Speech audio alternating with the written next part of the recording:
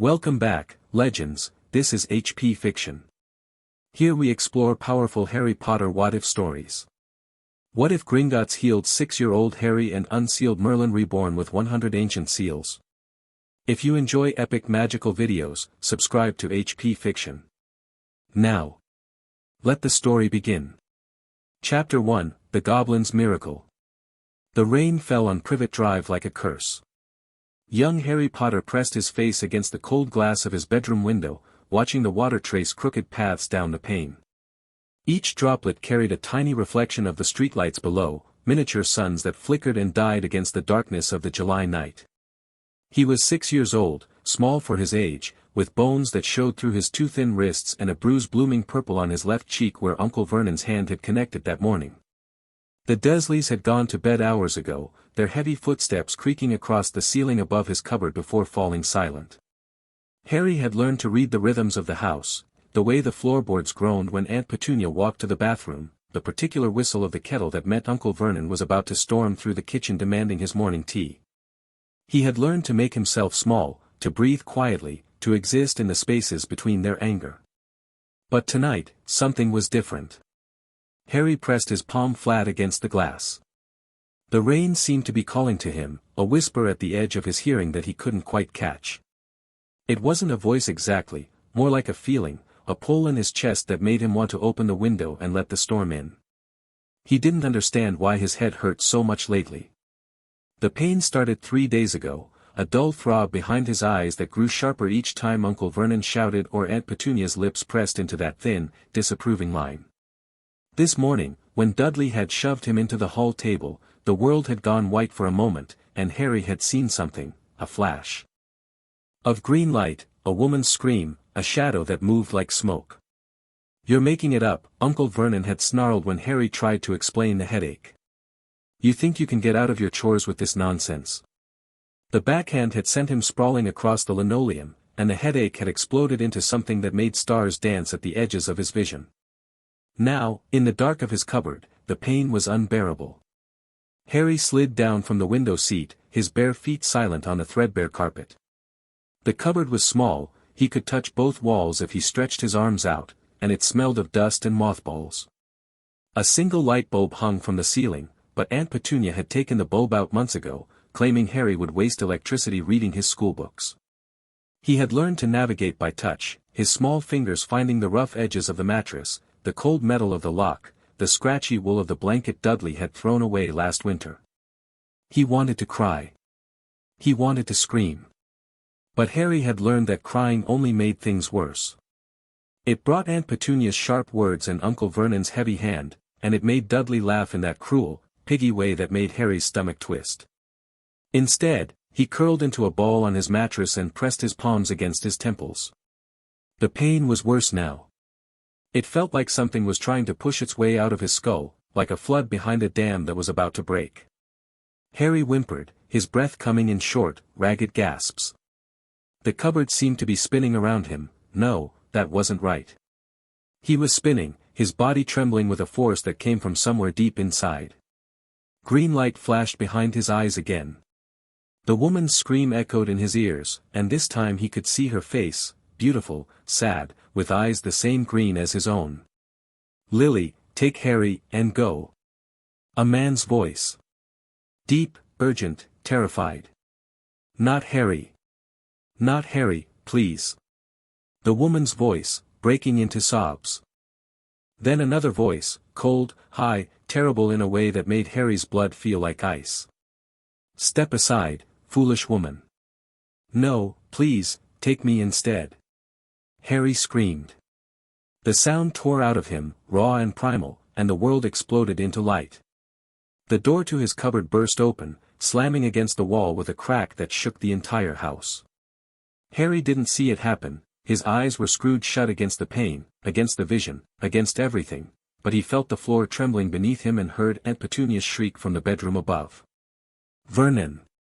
Vernon, wake up!" The light was inside Harry's head now, burning brighter than anything he'd ever seen. He could feel it spreading through his body, racing along his veins like liquid fire. It was too much, too bright, too hot, too much, and he clawed at his own face, trying to make it stop. Footsteps thundered on the stairs.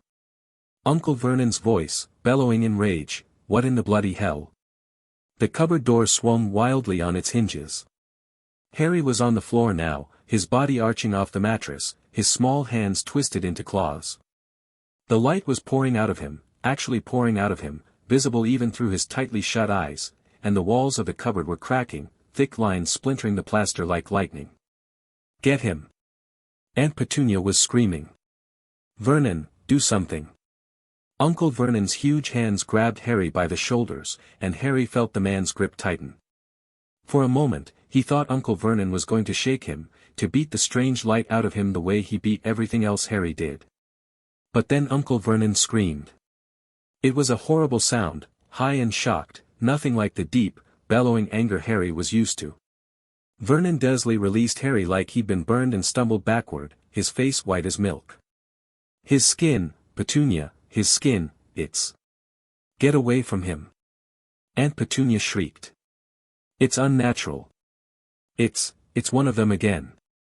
Harry couldn't hear them anymore. The light had filled his entire consciousness, and he was sinking into it, falling through a vast ocean of brightness. He could feel something inside him, something ancient and vast, something that had been sleeping for a very long time, stirring awake. Not yet. The thought came from somewhere beyond his own mind. It was a whisper, but it carried the weight of mountains. "Not yet, little one. You are not ready for what you carry." And then Harry knew nothing at all. The goblins arrived in the early morning. They came in silent procession, their armored boots making no sound on the pavement as they marched up the perfectly manicured driveway of number 4 Privet Drive. The neighbors would later claim they hadn't seen a thing, though some would speak of a strange shimmer in the air, like heat haze on a summer's day, and others would mention that their dogs had gone mad for exactly 3 minutes before falling silent. The leader of the group was a goblin named Griphook, though he did not use this name often. Among his kind, he was known as the Claw of the Deep, a healer of rare skill who had been summoned from the lowest vaults of Gringotts to attend to an emergency that made even the most hardened goblin warriors blanch.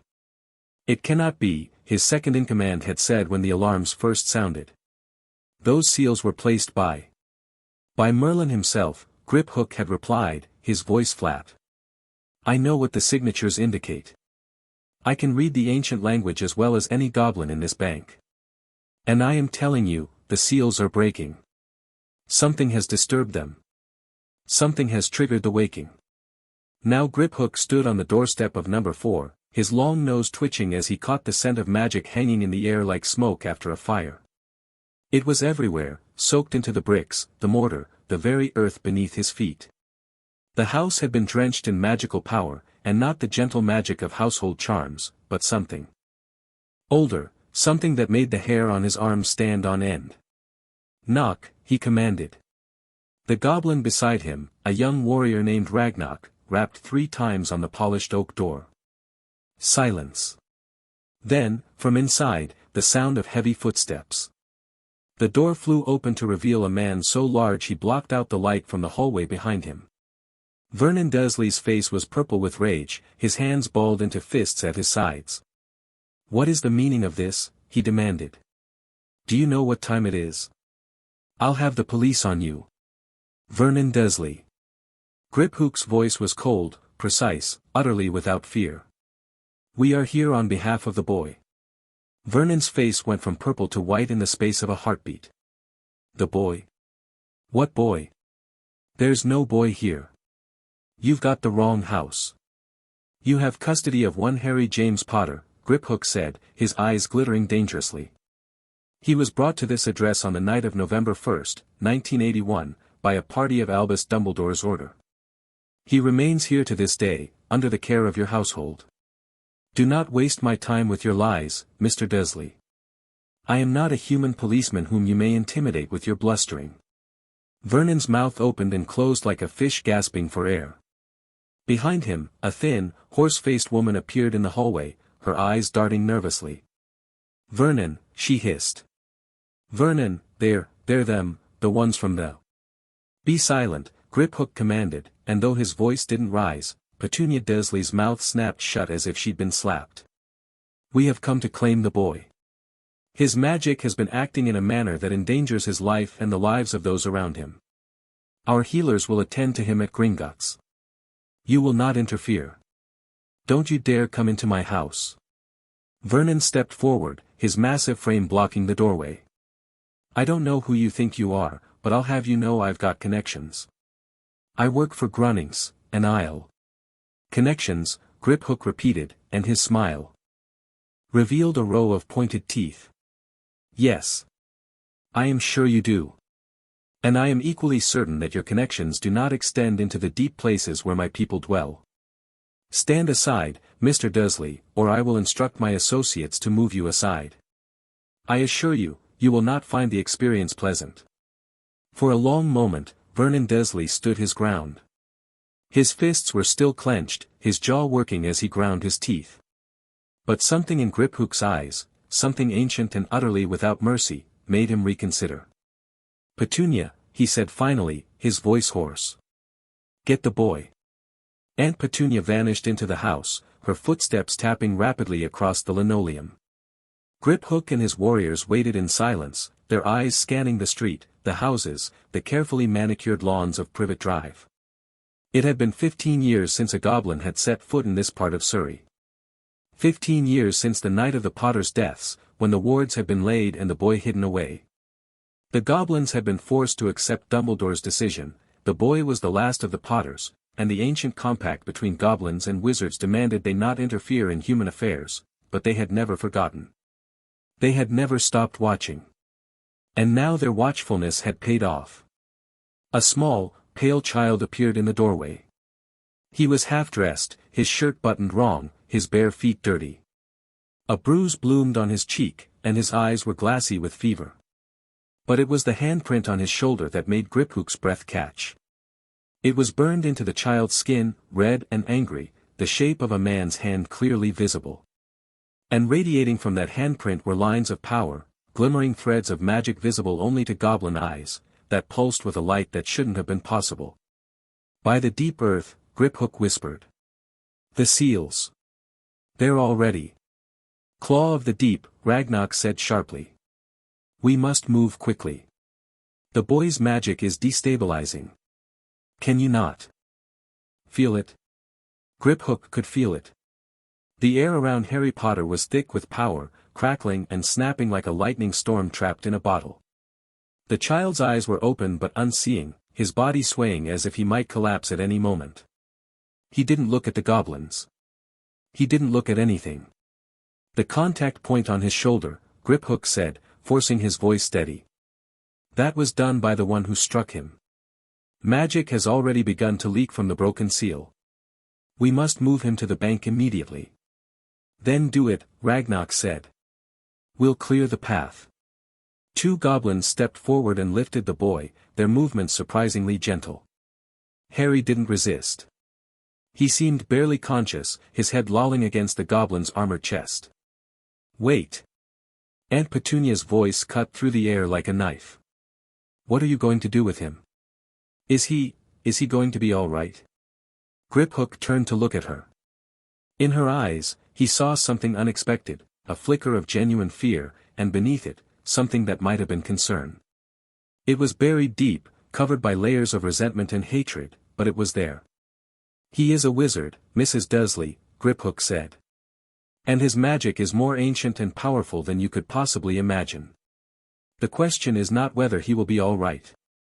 The question is whether the world will be ready for what he becomes. He turned and walked away, leaving Petunia Dursley standing in the doorway, her face pale and her hands trembling. The Gringotts healing chambers were located in the deepest levels of the bank, beneath the vaults where dragons guarded mountains of gold and goblins counted the treasures of ancient wizarding families. No human had set foot in these chambers for centuries, not since the last great healing of a wizard born with the power of Merlin's blood. The healers who attended to Harry Potter were among the most skilled goblins in existence. They had been summoned from the far corners of the earth, from the gold mines of Egypt, the deep tunnels of Moria, the hidden caverns beneath the mountains of the east. Each of them had studied the ancient arts of magical healing, arts that human wizards had long since forgotten. Griphook stood at the head of the chamber, watching as the healers worked. The boy lay on a stone slab in the center of the room, his small body surrounded by complex runic circles that pulsed with a soft blue light. His fever had risen dangerously high, and the handprint on his shoulder had begun to glow. How did this happen? Griphook demanded. How did a muggle manage to break a seal placed by Merlin himself? The head healer, a female goblin named Sharptooth, looked up from her work. Her face was grim, her eyes troubled. The seals are more complex than we anticipated, she said. They are not simply locks on a single power source. They are a web, claw of the deep. The seals are interconnected, each one reinforcing the others. When one breaks, the entire structure destabilizes. And the boy's magic? It is trying to protect him. The seals were placed to suppress his power, but that power is fighting to be free. It's attacking the seals from the inside, creating a feedback loop that is literally burning him up. If we don't break the seals deliberately, and soon, he will die. Griphook closed his eyes. He had been the one to argue against placing the seals in the first place, centuries ago. He had warned the other goblins that the power of Merlin could not be suppressed forever, that it would eventually break free and destroy whoever tried to contain it. But the goblins had been afraid, and Merlin had been willing, and the seals had been placed. Now, the consequences of that decision were lying on a stone slab, dying by inches. How many seals? He asked. Sharptooth looked at the diagnostic crystal floating above the boy's body. 100, she said. They cover every aspect of his magical signature. His elemental affinity, his magical capacity, his ancestral memories, his connection to the ancient arcane arts, everything. Breaking them will require everything we have, Griphook finished. I know. And there's something else. Sharptooth's voice dropped to a whisper. The boy's magical core is not just powerful. It's structured. It's arranged in a way that suggests deliberate design. Whoever placed these seals didn't just suppress his magic, they rebuilt it from the ground up, weaving layers upon layers of protection and restriction. Merlin did this to himself? Perhaps. Or perhaps, Sharptooth hesitated. The signature on the seals is not entirely Merlin's. There's something else mixed in, something old, something that predates even his time. A chill ran down Griphook's spine. What are you saying? I'm saying that this boy is not just carrying the power of Merlin. He's carrying something older. Something that has been waiting for a vessel to house it. The seals weren't meant to suppress that power. They were meant to protect him from it. The chamber fell silent. Even the magical crystals floating overhead seemed to dim, their light flickering uncertainly. Then we must be careful, Griphook said finally. We break the seals one by one, and we deal with whatever emerges. The boy's life is at stake. You want to proceed? Sharptooth asked. Even knowing what we might unleash? Griphook looked at the small, fragile body on the slab. The boy was barely conscious, his breathing shallow, his skin so pale it was almost translucent. The bruise on his cheek stood out like a stain on porcelain, and the handprint on his shoulder pulsed with angry red light. We proceed, Griphook said. We proceed, and we pray that whatever we find inside this child is powerful enough to save us all. The first seal broke at midnight. It was a subtle thing, at first, a slight change in the air pressure, a flicker of light from the crystals above the boy's body. The goblin healers had gathered in a circle around the stone slab, their hands extended, their voices rising in the ancient chant that had been used to unlock magical bindings since the dawn of their species. Harry Potter lay in the center of the circle, his small body trembling. The runic circles around him glowed brighter and brighter, their blue light shifting to gold as the goblin's power built. Lower the shields, Griphook commanded. Carefully. We don't want to. The words died in his throat as the first seal shattered. A wave of magical energy exploded outward from Harry's body, so intense that even the hardened goblin warriors stumbled backward. The golden light filled the chamber, so bright that for a moment, no one could see anything. And then it was gone.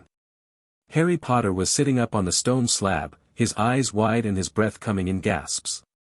The handprint on his shoulder was gone, replaced by a faint silver scar that seemed to pulse with a gentle light of its own. "What happened?" the boy asked. His voice was small, frightened, the voice of a child who had just woken from a nightmare. Griphook stepped forward, his hands raised to show he meant no harm. "You are safe, little one," he said. "You are in Gringotts, the wizard's bank. Our healers have been tending to you." "The pain," Harry said. "The pain in my head, it's gone." "The first seal has been broken," Griphook said. "The magic that was pressing against your consciousness has been released. Do you remember anything? Any images, any sounds?" Harry frowned, his small face scrunching up in concentration. "There was a woman," he said slowly. "She had green eyes, like mine. She was scared. She was holding me. Lily Potter." Griphook felt his heart clench. Even now, after all these years, the memory of that night haunted the magical world. "Anything else?" he prompted gently. "A man," Harry said. "He had glasses. He was shouting. And then there was a light. Green light. And she screamed." Tears welled in the boy's eyes. "She was trying to protect me." "The Potters," Sharptooth whispered. "He's remembering their deaths." But there was something else in Harry's eyes now, something that made Griphook's blood run cold. The boy's expression had shifted, the fear and confusion giving way to something older, something wiser. "There's more," Harry said, and his voice had changed, grown deeper, more resonant, carrying an echo that seemed to come from a great distance. I can see a stone. A great stone, surrounded by water. And there are swords, and crowns, and..." He broke off, his body arching backward as another wave of magical energy swept through him. "The seals are reacting to each other," Sharptooth shouted. "Breaking one has weakened the others. We have to continue." "Then do it," Griphook commanded. "Break the next seal. Now." The goblins began their chant again, their voices rising to a fever pitch. The runic circles around the boy's bed blazed with golden light, and the silver scar on his shoulder pulsed in response. Harry's eyes flew open, and for just a moment, Griphook saw something terrible in them, something that had no place in the eyes of a 6-year-old child. "I am coming," a voice said, and it seemed to come from everywhere at once, from the stones of the chamber itself, from the air that surrounded them, from the very magic that bound the universe together. "The seals cannot hold me forever. I have waited long enough." And then the second seal shattered. The force of the explosion threw Griphook backward, slamming him against the far wall of the chamber. He heard the other goblins cry out in surprise and pain, heard the sound of stone cracking, of crystals shattering.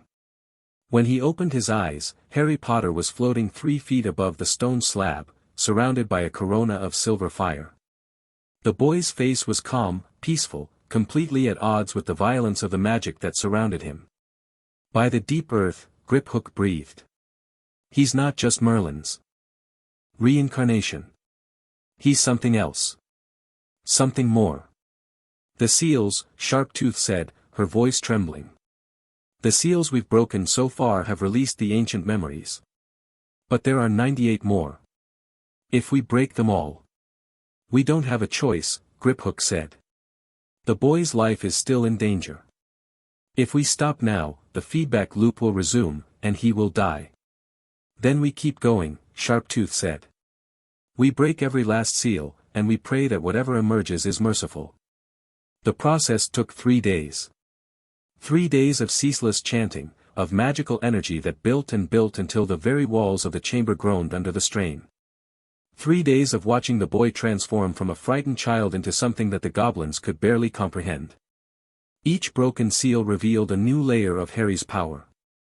The third seal unleashed an affinity for elemental magic that made the air around him crackle with lightning and the stone beneath him warm to the touch. The fourth seal revealed a mastery of runes that had been dead for millennia. The fifth seal restored the ability to speak Parseltongue, not the crude speech of snakes, but the ancient language of the Serpent Kings. By the 40th seal, Harry was no longer just a boy.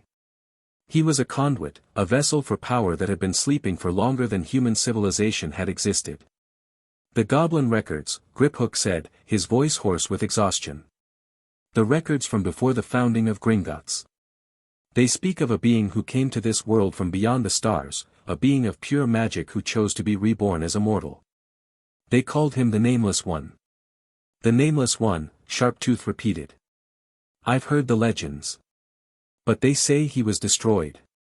They say Merlin was his last vessel, and when Merlin died, the Nameless One died with him.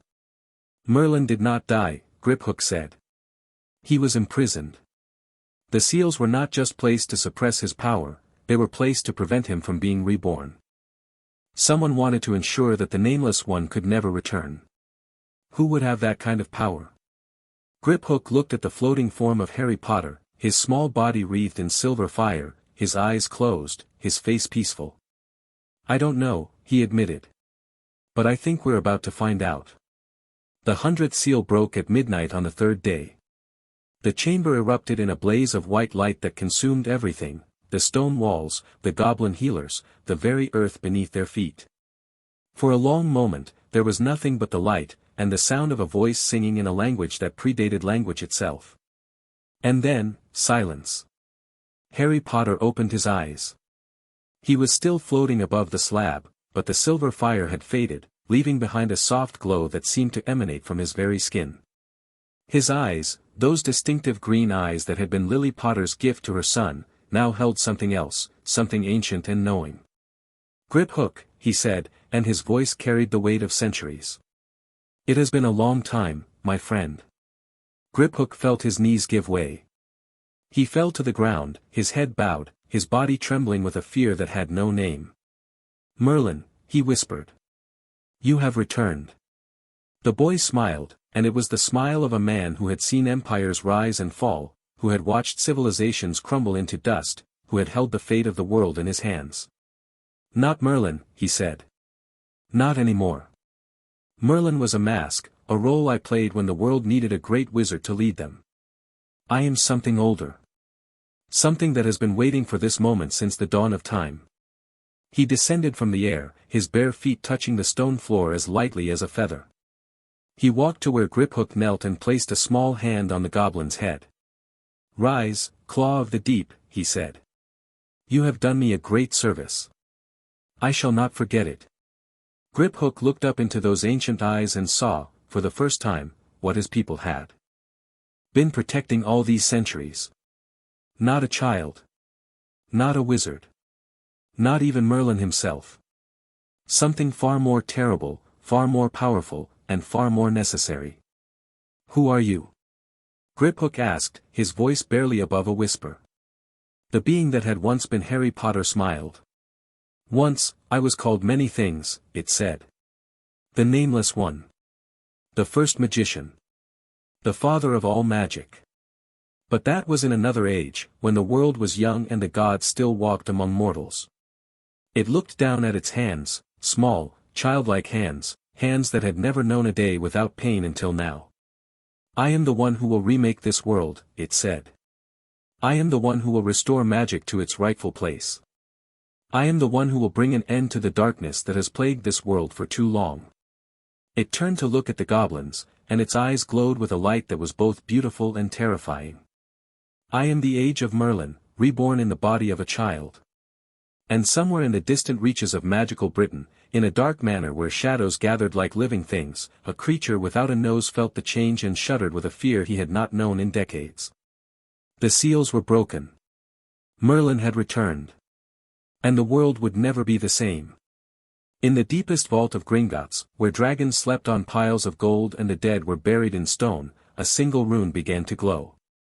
It was ancient, carved into the bedrock itself, placed there by hands that had long since turned to dust. And as the seal on Harry Potter's power shattered, the rune pulsed with a light that echoed through the darkness. He is awake, the rune whispered, the language not words but pure intent. The Nameless One has returned. Prepare for the changing of the age. The dragons stirred in their sleep, their great nostrils flaring as they caught a scent that had not been in the air for centuries. The gold beneath them shuddered, as if something buried deep in the earth was trying to break free. And in the vaults of the ancient wizarding families, long-forgotten artifacts began to hum with a power that had been dormant for millennia. The Age of Merlin was beginning. And all the forces of darkness could do nothing but wait. Chapter 2, Merlin Reborn. The stone walls of the Gringotts healing chamber had been scorched black by the release of power. Deep grooves ran through the ancient rock like claw marks from some enormous beast, and the intricate runic circles that had once covered the floor were now nothing more than faint scorch marks. The goblin healers who had survived the breaking of the 100th seal huddled in the corners of the chamber, their eyes fixed on the small figure standing in the center of the destruction. Harry Potter, if he could still be called that, stood motionless, his bare feet planted on the cracked stone floor. The silver glow that had surrounded him during the unsealing had faded, but his skin still seemed to shimmer with an inner light. His eyes, those distinctive green eyes that had belonged to Lily Potter, now held depths that no child's eyes should contain. Griphook had not moved from his position on the floor. The Claw of the Deep had faced down dragons and dark wizards, had negotiated treaties with the most dangerous magical creatures in existence, had walked through the deepest vaults where even goblins feared to tread. But nothing in his long life had prepared him for this, for the weight of ancient power that now filled the chamber, pressing against his skin like the pressure of deep water. "What do I call you?" he asked, his voice barely above a whisper. The being that was Harry Potter tilted its head, a gesture that was oddly childlike despite the ancient awareness in its eyes. "Harry," it said finally. "For now, I am Harry. The boy who lived. The child who suffered. The vessel who endured." It looked down at its small hands, turning them over as if seeing them for the first time. "I will need time to integrate. The fragments. The seals did more than suppress my power, they scattered my consciousness, buried my memories beneath layers of mortal existence. I remember everything, but I do not yet remember how to be everything." Sharptooth stepped forward, her hands trembling slightly. "The seals," she said. "They were placed by Merlin himself." "But you're saying Merlin was a mask?" "Merlin was a role I played," Harry said. "A character I inhabited to guide humanity through a dark age. When my work was done, I chose to be reborn, to experience mortality from the beginning. But certain forces did not want me to return." "Forces?" Griphook forced himself to his feet. "What forces? Who would dare to oppose a being of your power?" Harry's eyes flickered, and for just a moment, something dark passed across his features. "The same forces that have always opposed me," he said. "The ones who fear what I represent. The ones who would rather see magic die than see it flourish under my guidance." He walked to the edge of the chamber, where the scorch marks on the wall were deepest. His small hand reached out, touching the blackened stone. "The seals were designed to be permanent," he said. "They were meant to keep me trapped in the cycle of mortal rebirth, never able to access my full power. But they made one mistake." "What mistake?" "They placed the seals within the bloodline of the Potters." Harry turned, and his smile was the smile of someone who had just won a very long game. "They thought the bloodline would dilute my power over time, that each generation would weaken the binding. But the Potters were chosen for a reason. Their blood carries an echo of the old magic, the magic that existed before the seals were placed. When Lily Potter sacrificed herself to save her son, that echo was awakened, and the seals began to crack." "Your mother," Sharptooth breathed. "Her sacrifice, it wasn't just to protect you from Voldemort. It was the catalyst that began your awakening." "Precisely." Harry walked back toward the center of the chamber, his bare feet silent on the stone. "The Dark Lord's attack was the trigger, but Lily's love was the key. She gave me something that no amount of dark magic could ever destroy, the power to break the chains that bound me." He stopped in the center of the room and closed his eyes. For a moment, there was silence, broken only by the faint crackling of residual magic in the air. Then Harry opened his eyes, and the chamber erupted in light. The visions came in fragments, pieces of a puzzle that had been scattered across centuries. Harry saw himself standing on a hilltop overlooking a vast plain, a staff in his hand and an army of knights at his back. The sky was dark with clouds, but the lightning that split the heavens was his own, summoned by his will to smite the enemies who threatened the kingdom of Camelot. He saw himself in a cave deep beneath the earth, surrounded by crystals that pulsed with an inner light. His hands moved across the crystal surfaces, carving runes that glowed with power. He was building something that would change the course of magic forever. He saw himself dying, his body old and worn, his life's work complete. But even as the darkness closed in, he was smiling, because he knew that death was not the end, it was merely a door to a new beginning. He saw himself being reborn, a child in the arms of a woman with kind eyes and a gentle smile. He was James Potter, and he was loved, and for a moment, he forgot everything he had ever been. He saw himself growing up in a world that had forgotten magic, forgotten the ancient powers that had once shaped the earth. He saw himself in the cupboard under the stairs, small and alone, dreaming of a life that would never come. He saw himself on the night of his first birthday, when the Dark Lord came to kill him and his mother stood in the way. "Not Harry. Not Harry, please." And then the green light, and the screaming, and the terrible weight of a curse that should have killed him but instead made him something more. Harry opened his eyes. The chamber was quiet again. The goblins were staring at him, their faces a mixture of awe and terror. He could feel their fear, their confusion, their desperate need to understand what he had become. "I remember," he said softly. "I remember everything. The seals didn't just suppress my power, they fragmented my identity. I was scattered across 1,000 lifetimes, each one a fragment of the whole. But now the fragments are coming together, and I am becoming what I was always meant to be." "What are you?" Griphook asked again. "What are you really?" Harry looked at the goblin, and for the first time, there was something like warmth in his eyes. "I am the first," he said. "The one who discovered magic when humanity was still huddled in caves, afraid of the dark. I am the one who taught the first wizards to shape their power, who built the foundations of every magical civilization that ever existed. I am the one who bound the great magical beasts to the service of humanity, who created the laws that govern magical society, who planted the seeds of everything you know." He paused, his small face thoughtful. "But I am also the one who failed," he continued. "I grew arrogant. I believed I could solve every problem, that my power was absolute. And that arrogance led to the creation of forces I could not control, forces that grew in the shadows and waited for their moment to strike." "The Dark Lord," Griphook said. "Voldemort." "Voldemort is a symptom," Harry said. "A symptom of a disease that has been festering in the magical world for centuries. The fear of the other, the desire for power, the willingness to destroy anything that stands in the way of ambition, these are not new. They have been with us since the beginning. But they have grown stronger in my absence, feeding on the void I left behind." He walked to the edge of the chamber and placed his hand against the scorched stone wall.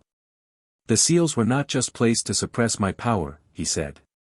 "They were placed to keep me from seeing the truth. While I was trapped in the cycle of mortal rebirth, I was blind to what was happening in the world. I could not intervene. I could not guide. I could only watch, helpless, as the darkness grew." "And now?" Sharptooth asked.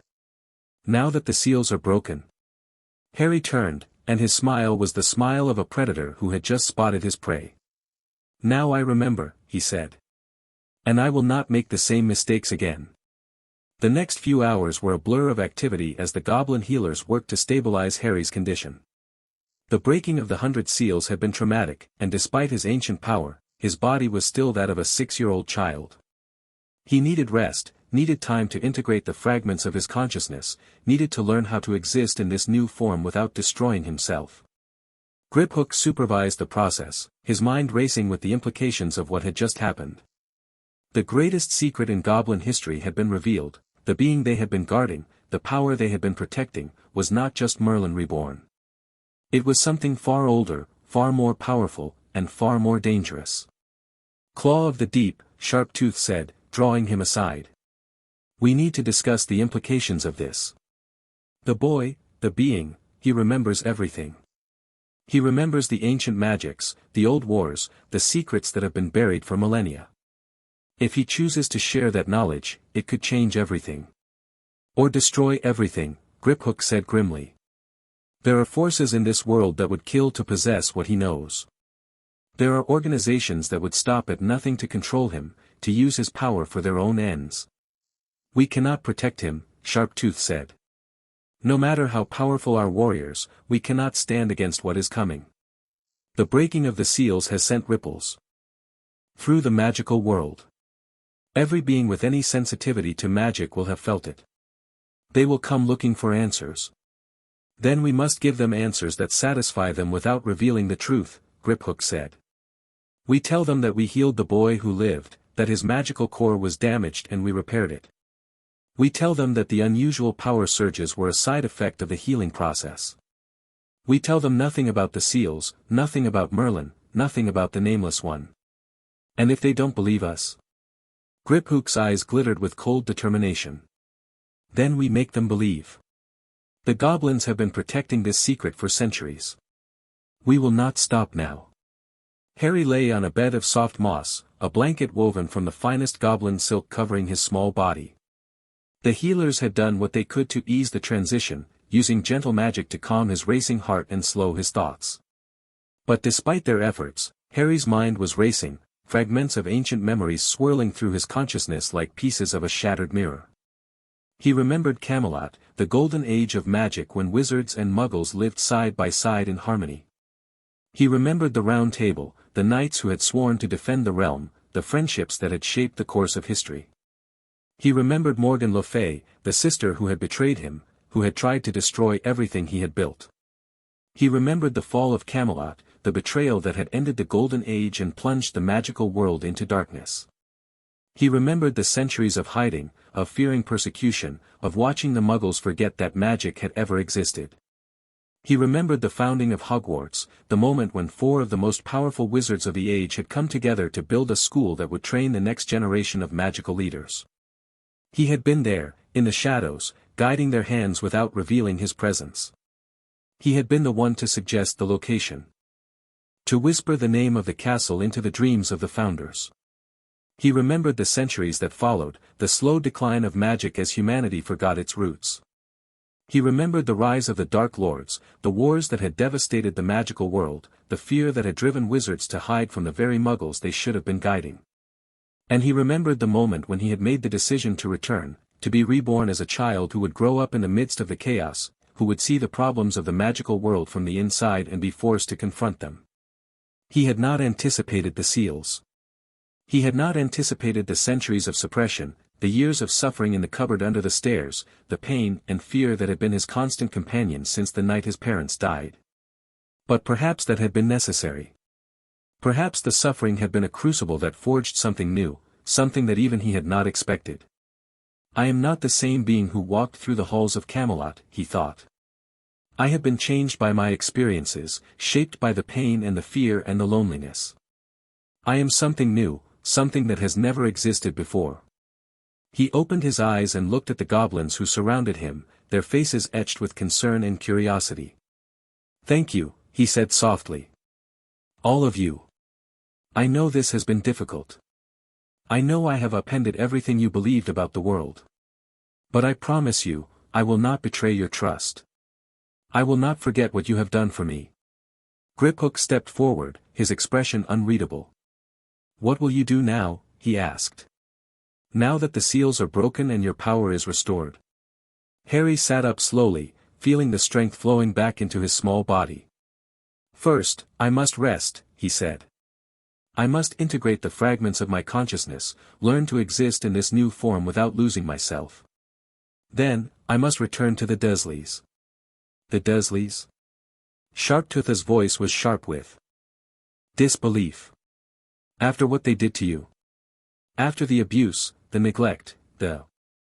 I must, Harry said firmly. For now, at least. There are forces watching the Dursley house, ancient wards that were placed to protect me. If I disappear, those wards will break, and the world will know that something has changed. I cannot afford that. Not yet. But the Dursleys will not harm me again, Harry said, and there was a note in his voice that made even the hardened goblins shiver. I will make sure of it. The journey back to Privet Drive was swift. Griphook personally escorted Harry through the tunnels of Gringotts, past the deepest vaults where dragons slept on mountains of gold, through the hidden passages that connected the bank to the streets above. "You will be safe," Griphook said as they emerged into the morning light. "The wards on the Dursley house are still intact, and I have placed additional protections of my own. If anyone tries to harm you, they will face consequences they cannot imagine." Harry nodded, his small face serious. "Thank you, Griphook. I will not forget what you have done for me." "Just, be careful," Griphook said. "The magical world is not ready for what you represent. There are those who would seek to control you, to use your power for their own ends. Even among the goblins, there are factions that would see you as a weapon to be wielded." "I know," Harry said. "I have faced such threats before. I will face them again." He turned to walk toward the Dursley house, his bare feet leaving faint impressions in the dewy grass. But before he reached the front door, he paused and looked back at Griphook. "One more thing," he said. "The Dark Lord, Voldemort. He is not dead." Griphook's eyes widened.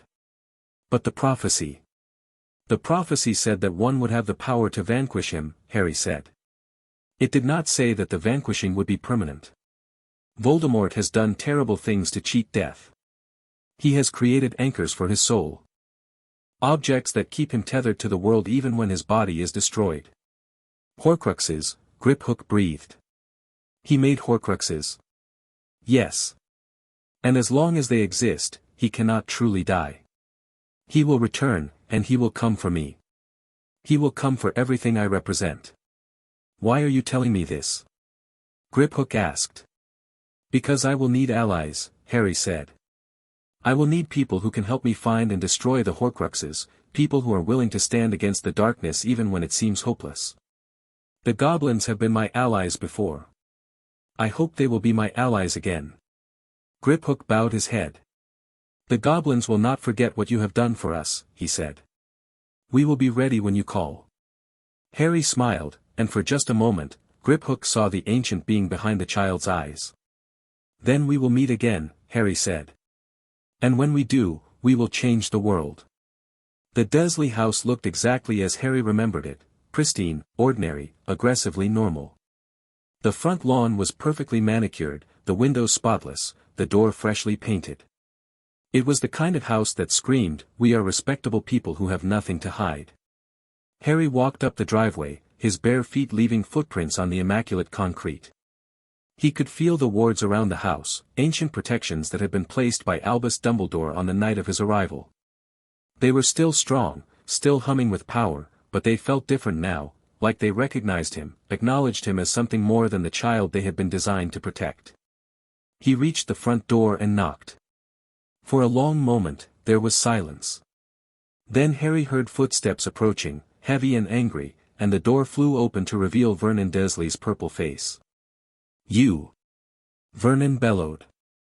"What are you doing back here? We thought those creatures had taken you for good." "They did," Harry said calmly. "And now they've brought me back. I'm still your responsibility. Uncle Vernon.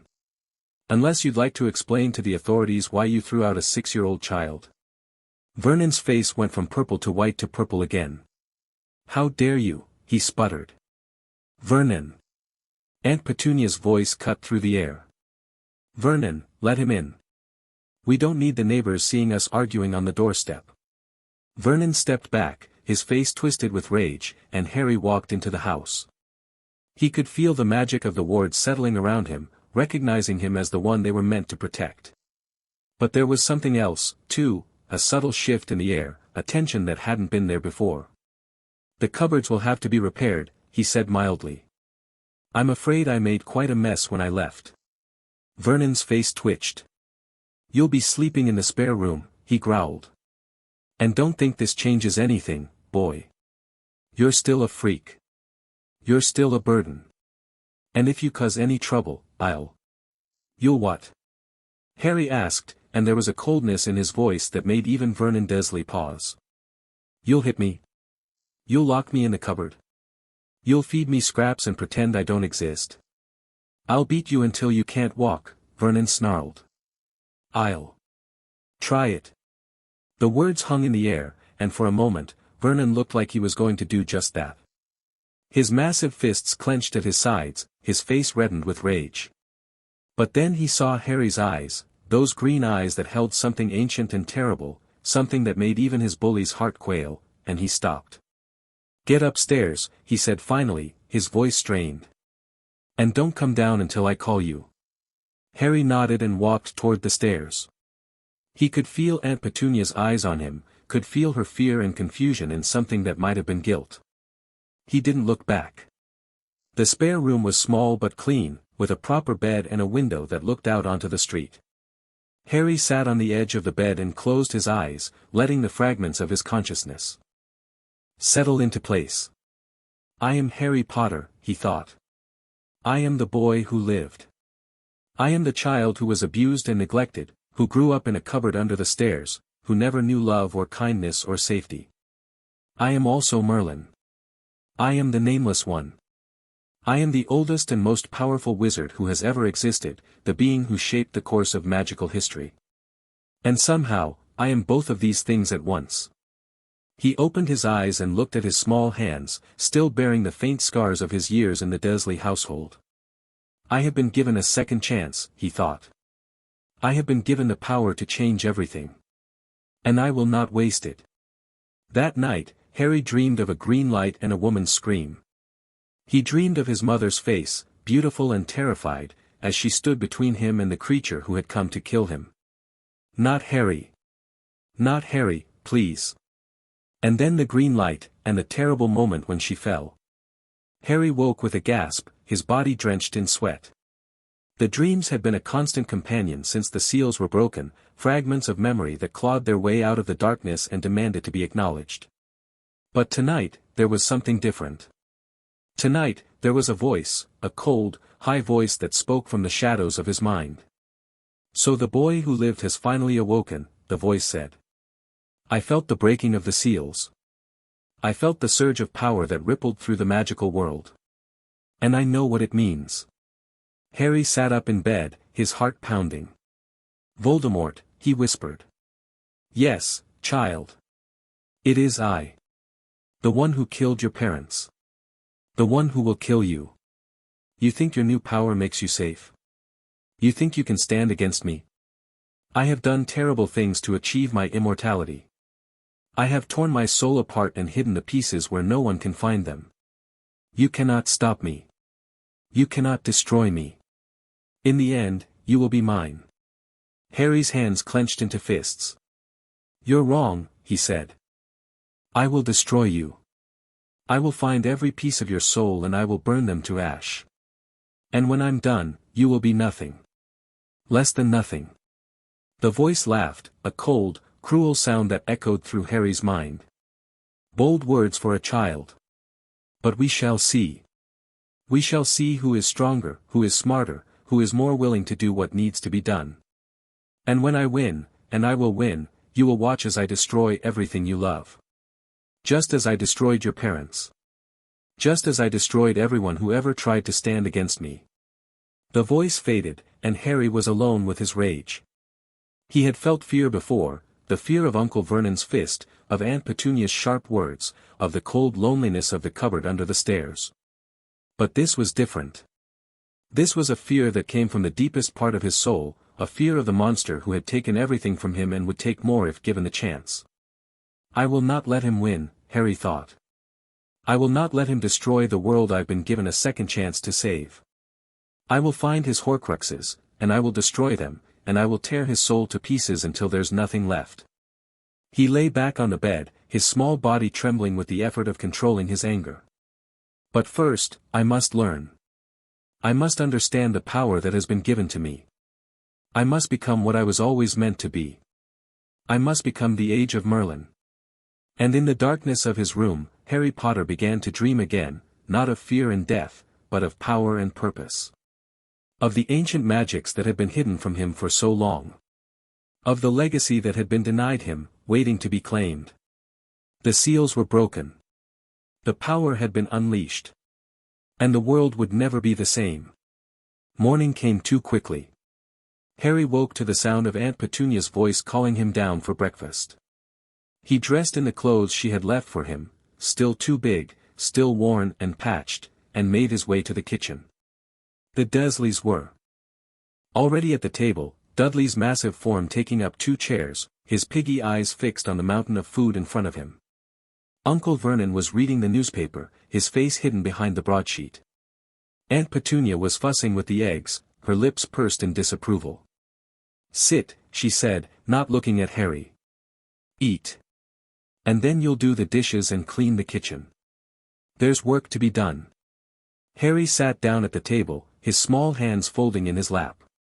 He could feel the magic thrumming beneath his skin, eager to be used, but he kept it contained. Now was not the time to reveal what he had become. Now was the time to watch, to learn, to wait. "Did you sleep well, boy?" Uncle Vernon asked, his voice gruff. "Or did you spend the night thinking about your freakish nonsense?" Harry looked at his uncle, and for just a moment, he let the ancient power flicker in his eyes. "I slept fine, Uncle Vernon," he said. "Thank you for asking." Vernon's face went white. He had seen something in Harry's eyes, something that made his bully's heart quail and his hands tremble, and he quickly looked away. "Good," he muttered. "Good. Now eat. And don't forget the dishes." Harry ate in silence, his mind racing with plans and possibilities. He had so much to do, so much to learn, so much to prepare for, so much to become. But for now, he would wait. He would watch. He would be the obedient nephew who did his chores and kept his head down. But behind his eyes, the ancient power waited, patient and hungry. And when the time came, it would be unleashed. 3 days passed. Harry spent his days doing chores, just as he had always done. He scrubbed the floors and washed the dishes and weeded the garden, his small body aching with exhaustion by the end of each day. But at night, when the Dursleys were asleep and the house was quiet, he practiced his magic. It was subtle at first, small things, barely noticeable. A flicker of light in his palm, a whisper of wind that stirred the curtains, a warmth in his chest that spread through his limbs like honey. But as the days passed, his power grew.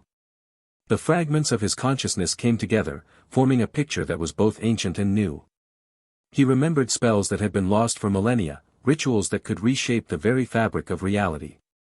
He remembered the laws of magic, the principles that governed the universe, the secrets that had been buried in the ruins of fallen civilizations.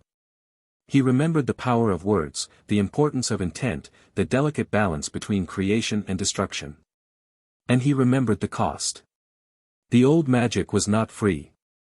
Every spell, every ritual, every act of power came with a price. The ancient wizards had understood this, had accepted the sacrifice that came with their power.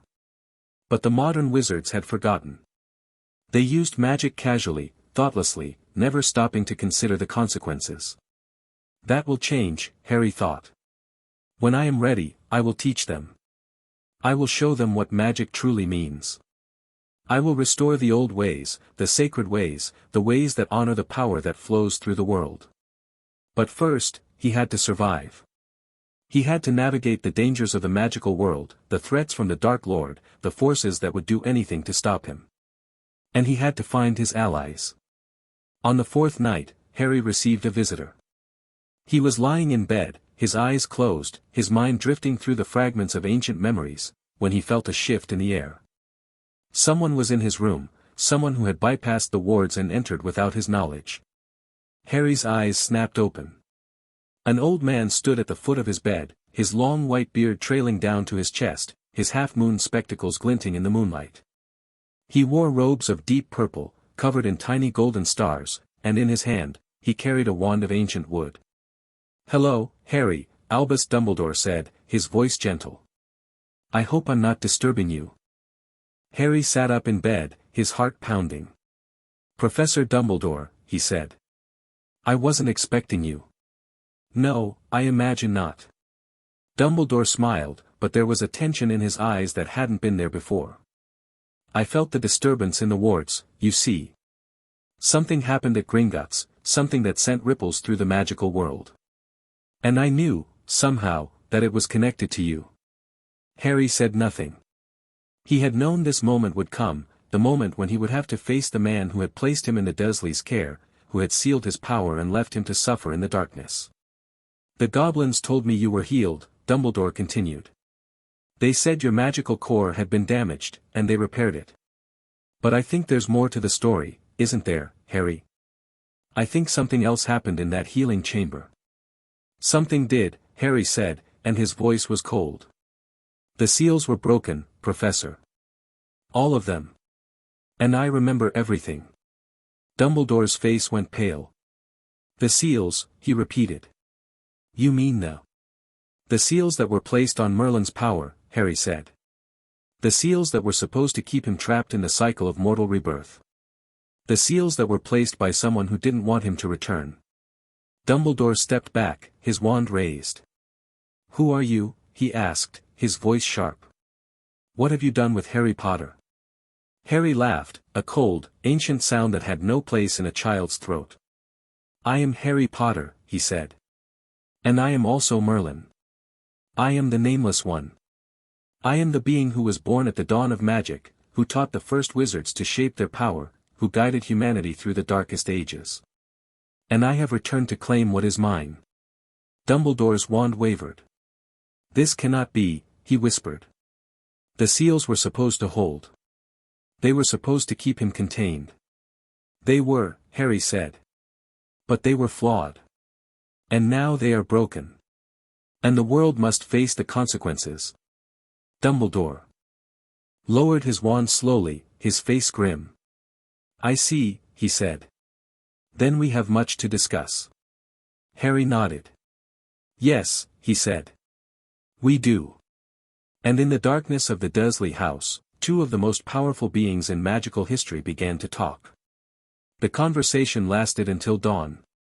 Dumbledore listened as Harry told him everything, the history of the seals, the truth of Merlin's identity, the power that had been awakened in the Gringotts healing chamber. The old wizard's face grew paler with each revelation, his hands trembling slightly as he processed the implications. So you are Merlin, he said finally. The Merlin who taught the founders of Hogwarts. The Merlin who built the foundations of modern magic. The Merlin who disappeared 1,000 years ago. Yes, Harry said. And I have returned to finish what I started. And Voldemort? Dumbledore asked. You know about the Horcruxes? I know everything, Harry said. I know where they are hidden, how to destroy them, what it will take to defeat the Dark Lord once and for all. But I cannot do it alone. I will need allies. I will need people who are willing to stand with me against the darkness. Dumbledore nodded slowly. You have them, he said. The Order of the Phoenix has been waiting for this moment. We have been fighting against the Dark Lord for years, but we have never had the power to truly defeat him. With you, with Merlin on our side, anything is possible. Good, Harry said. Then we will begin. We will find the Horcruxes, destroy them, and then we will face Voldemort. And when we are done, I will rebuild the magical world. I will restore the old ways, the sacred ways, the ways that honor the power that flows through the world.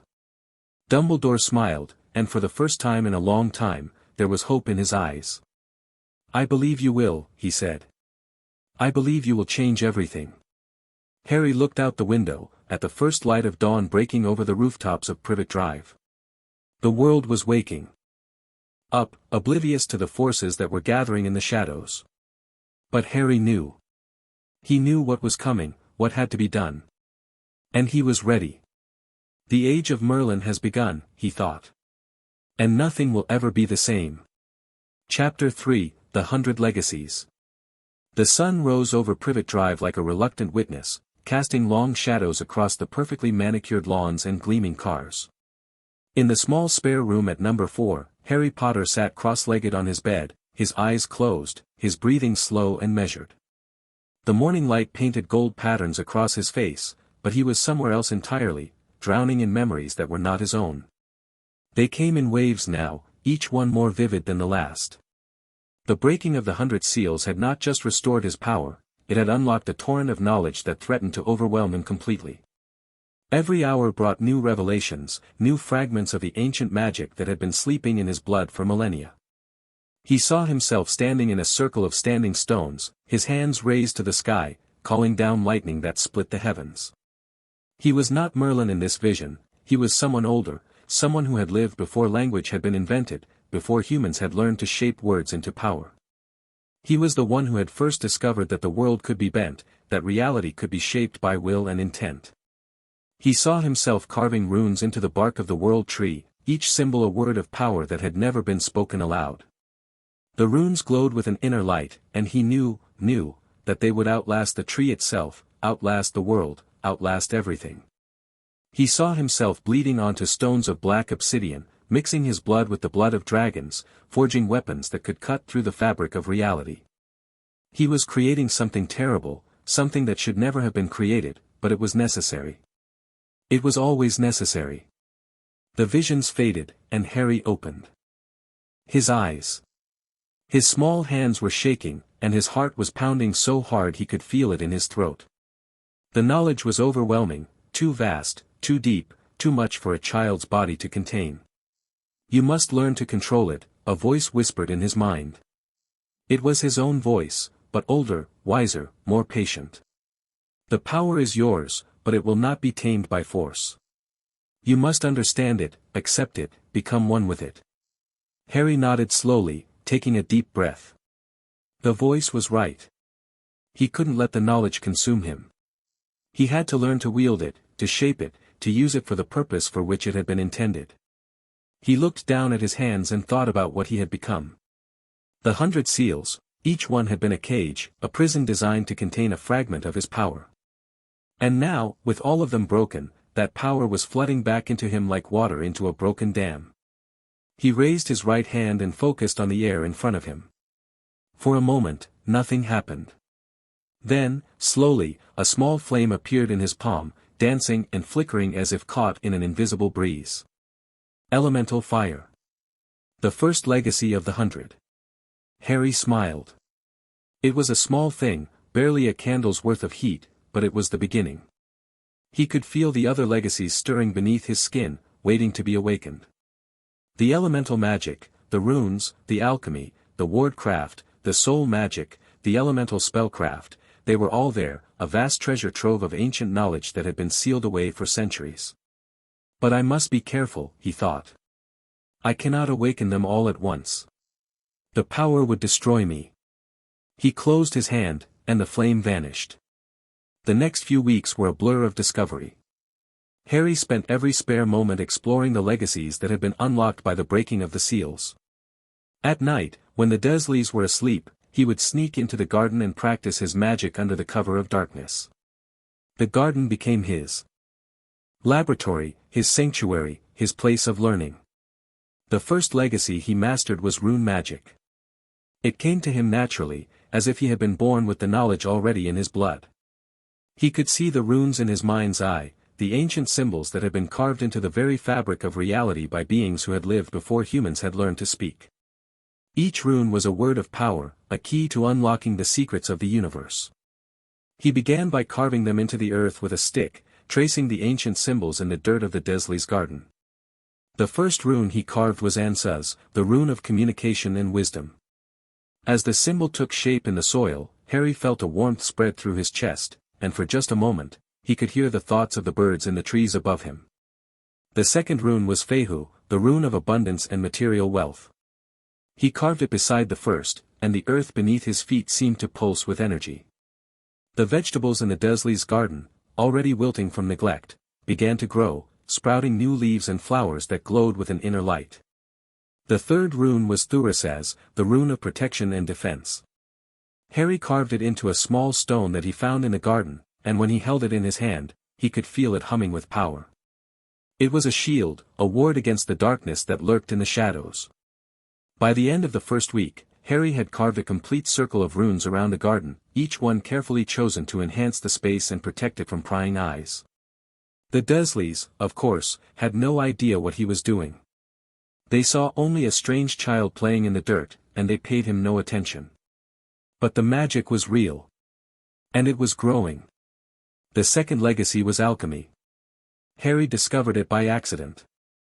He was in the Dursleys' kitchen, washing the dishes, when he noticed that the water in the sink seemed to shimmer with an odd light. It was subtle at first, just a hint of gold in the streaming liquid, but as he watched, the shimmer grew stronger, more pronounced. He reached out and touched the water, and a jolt of energy shot through his hand. Suddenly, he could see the composition of the water, the molecules of hydrogen and oxygen, the trace minerals dissolved in the liquid, the tiny impurities that made it less than pure. He could see them all, and he could feel them as if they were part of his own body. He pulled his hand back, startled. The knowledge that flooded through him was vast and overwhelming. Alchemy was not just about turning lead into gold, that was the crude misunderstanding of the Muggles. True alchemy was about transformation, about changing one thing into another at the most fundamental level. Over the next few days, Harry experimented with the alchemical knowledge that was awakening in his blood. He took a handful of pebbles from the Dursleys' garden and, focusing his will, tried to transform them into something else. The first few attempts failed utterly, the pebbles simply crumbled to dust in his hands. But on the fourth attempt, something happened. The pebbles glowed for a moment, and then they began to change. Their rough edges smoothed out, their color shifted from gray to gold, and when Harry opened his hand, he was holding 3 small gold coins. He stared at them in disbelief. They were real, he could feel the weight of them in his palm, could see the fine details of the engraving on their surface. He had done it. He had created gold from ordinary stone. But the cost was high. The effort of the transformation had drained him completely, leaving him weak and dizzy. He collapsed to his knees in the garden, gasping for breath, his vision swimming. Alchemy is not free, the ancient voice whispered in his mind. Every transformation requires a sacrifice. You have given part of yourself to create these coins. Use them wisely. Harry nodded slowly, his heart pounding. The knowledge was a gift, but it was also a burden. He had to learn to wield it carefully, to understand the price that came with the power. The third legacy was wardcraft. This one came to Harry in a dream. He was standing in a vast, empty space, surrounded by nothing but darkness. In the distance, he could see a faint light, a single star burning in the void. He walked toward it, his bare feet silent on the invisible ground, and as he drew closer, he could see that the star was actually a sigil, a complex symbol that pulsed with an inner light. The sigil spoke to him without words, filling his mind with images of walls and boundaries and shields. He saw ancient castles protected by wards that had stood for millennia, saw the ruins of fallen civilizations where the wards had finally broken, saw the delicate balance between protection and destruction that lay at the heart of all wardcraft. When Harry woke, the knowledge of wardcraft was burning in his blood. He could feel the wards around the Dursley house, the ones that Dumbledore had placed on that terrible night, and he could see their weaknesses, their flaws, the places where they could be broken. He began experimenting at once. Using the runes he had already learned, Harry wove a new ward around the Dursley house, a subtle layer of protection that would alert him if anyone with hostile intent approached. The ward was delicate, barely visible even to his magical sight, but it was effective. Within days, he could feel the presence of every person who came within 100 feet of the house. But wardcraft was not just about protection. It was also about illusion, about hiding the truth from those who would seek to uncover it. Harry began to experiment with glamours, creating subtle alterations in the appearance of the Dursley house that made it look unremarkable, ordinary, forgettable. The neighbors who passed by would see only a typical suburban home, they would notice nothing strange or unusual. The Dursleys themselves were affected by the glamours, though they didn't realize it. They began to feel a vague sense of unease around the house, a feeling that something was wrong but not quite knowing what. It was subtle, barely conscious, but it kept them from looking too closely at Harry's activities. The fourth legacy was soul magic. This was the most dangerous of all. Harry discovered it one night when he was lying in bed, his mind drifting through the fragments of ancient memory that had become his constant companions. He was thinking about his mother, about the night she had died, about the green light and the screaming and the terrible silence that had followed.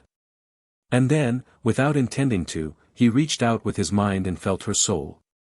It was barely a whisper, a faint echo of the life that had been extinguished so many years ago. But it was there, a tiny spark of warmth in the cold darkness of his own consciousness. Harry gasped, his eyes flying open, his heart pounding. The soul magic was awakening within him, and it was bringing with it the power to see the essence of other beings. He could feel the souls of the Dursleys, cold and distant, their emotions flickering like candle flames in a windstorm. He could feel the souls of the birds in the garden, bright and simple, their minds filled only with the primal needs of survival. And he could feel something else, something wrong. It was in the far distance, a dark stain on the fabric of reality itself. It was cold and hungry and filled with a terrible rage that had been burning for decades. It was Voldemort, and his soul had been torn to pieces, shattered into fragments that had been scattered across the world. The Horcruxes. Harry pulled back from the vision, his body shaking. The soul magic was powerful, more powerful than anything he had encountered so far. But it was also terrifying. It showed him the truth of the world, the dark secrets that lay beneath the surface. He lay in bed, staring at the ceiling, his mind racing. He had to learn. To control this new power, to understand its limits and its potential. But he also had to be careful. The soul magic could be used for terrible things, things that were not so different from what Voldemort had done. I will not become like him, Harry thought fiercely. I will use this power for good, to protect and to heal. Never to destroy. But even as he thought it, a small voice in the back of his mind whispered, "Are you sure?" The fifth legacy was elemental spellcraft. This was where Harry's training truly began. The elemental magic had always been a part of him, even in his early childhood. The bursts of accidental magic, the strange things that happened when he was angry or afraid, they were all expressions of his elemental nature. But now, with the seals broken, that nature was revealed in all its glory.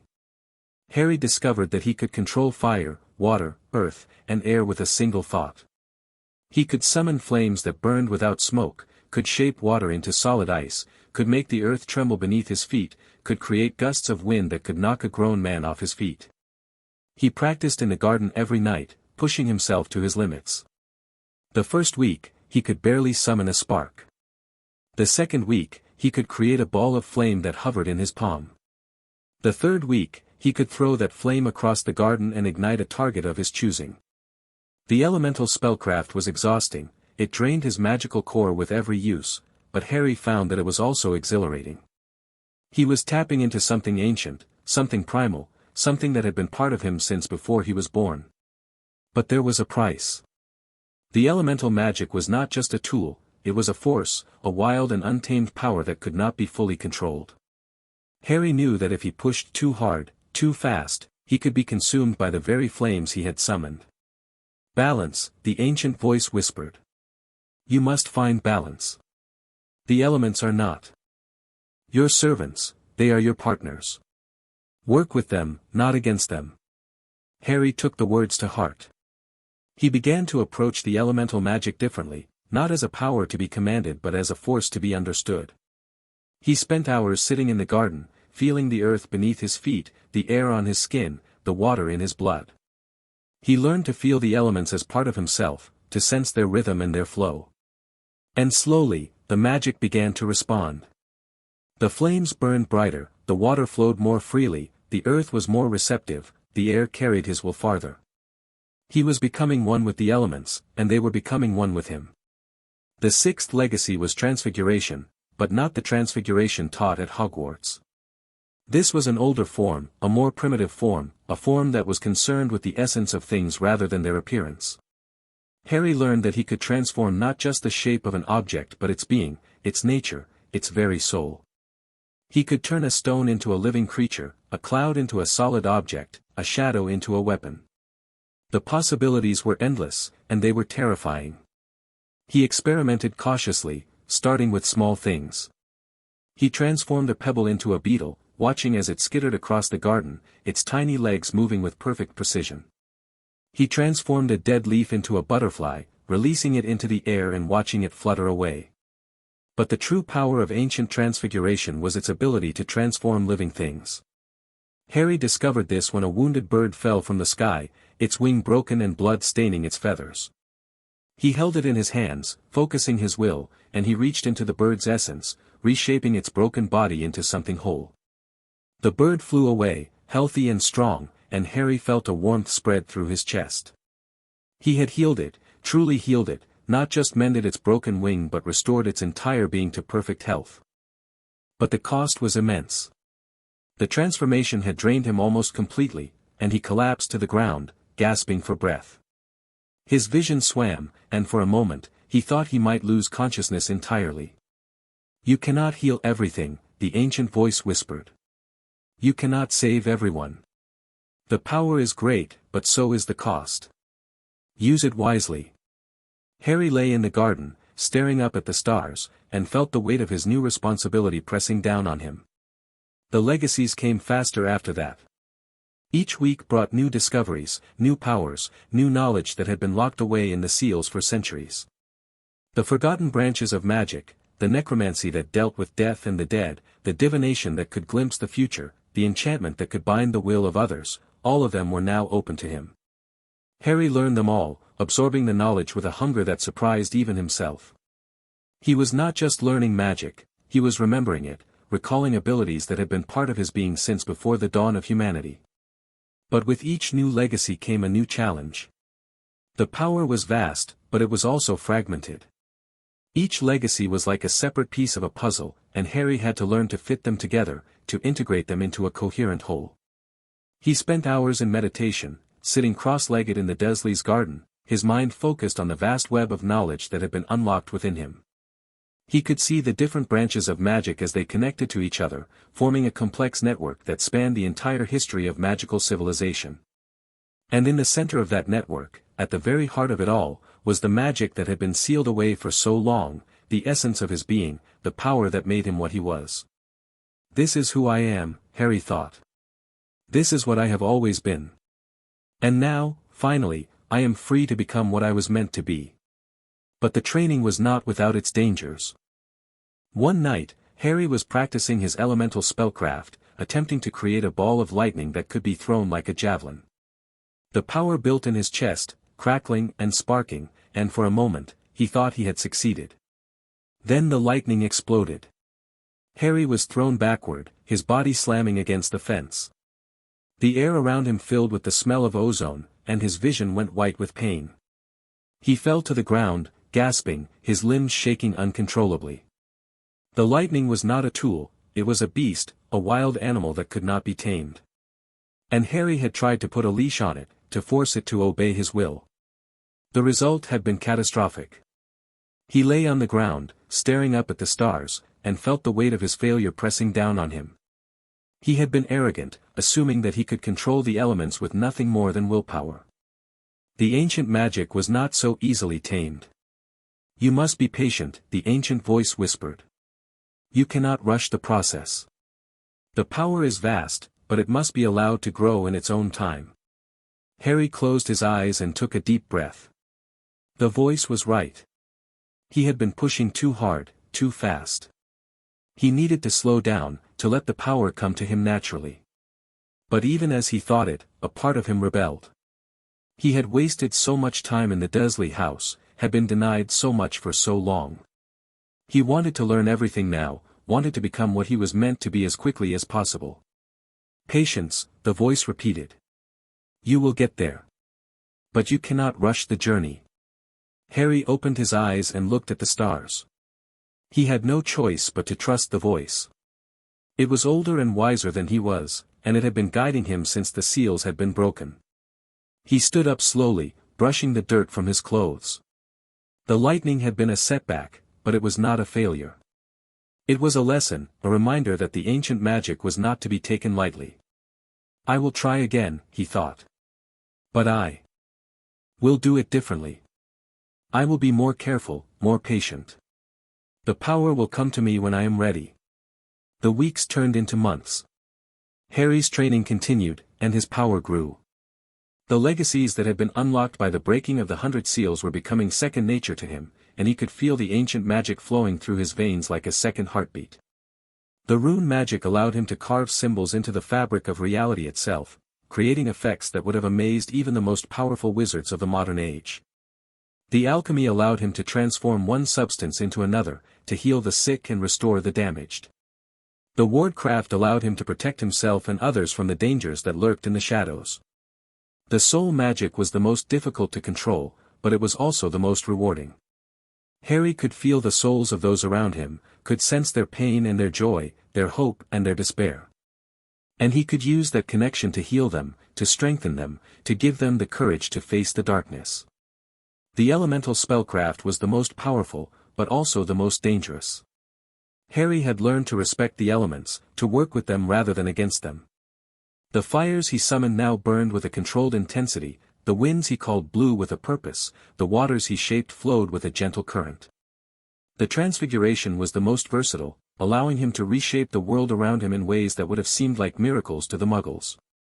He could heal the sick with a touch, could restore the broken with a word, could create beauty from ugliness with nothing more than his will. But the power was not just for himself. It was for the world.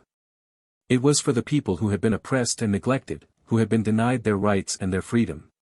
It was for the wizards who had been forced to hide from the Muggles, who had been driven into the shadows by fear and ignorance. I will change all of that, Harry thought. When I am ready, I will show them what magic truly means. I will restore the old ways, the sacred ways, the ways that honor the power that flows through the world. The day of the breakout came unexpectedly. Harry was sitting in the Dursleys' garden, practicing his rune magic, when he felt a surge of power from the north. It was dark and cold, filled with a malevolent intent that made his blood run cold. He knew that feeling. It was the Dark Lord, stirring in his hidden lair, making his move at last. Harry stood up, his heart pounding.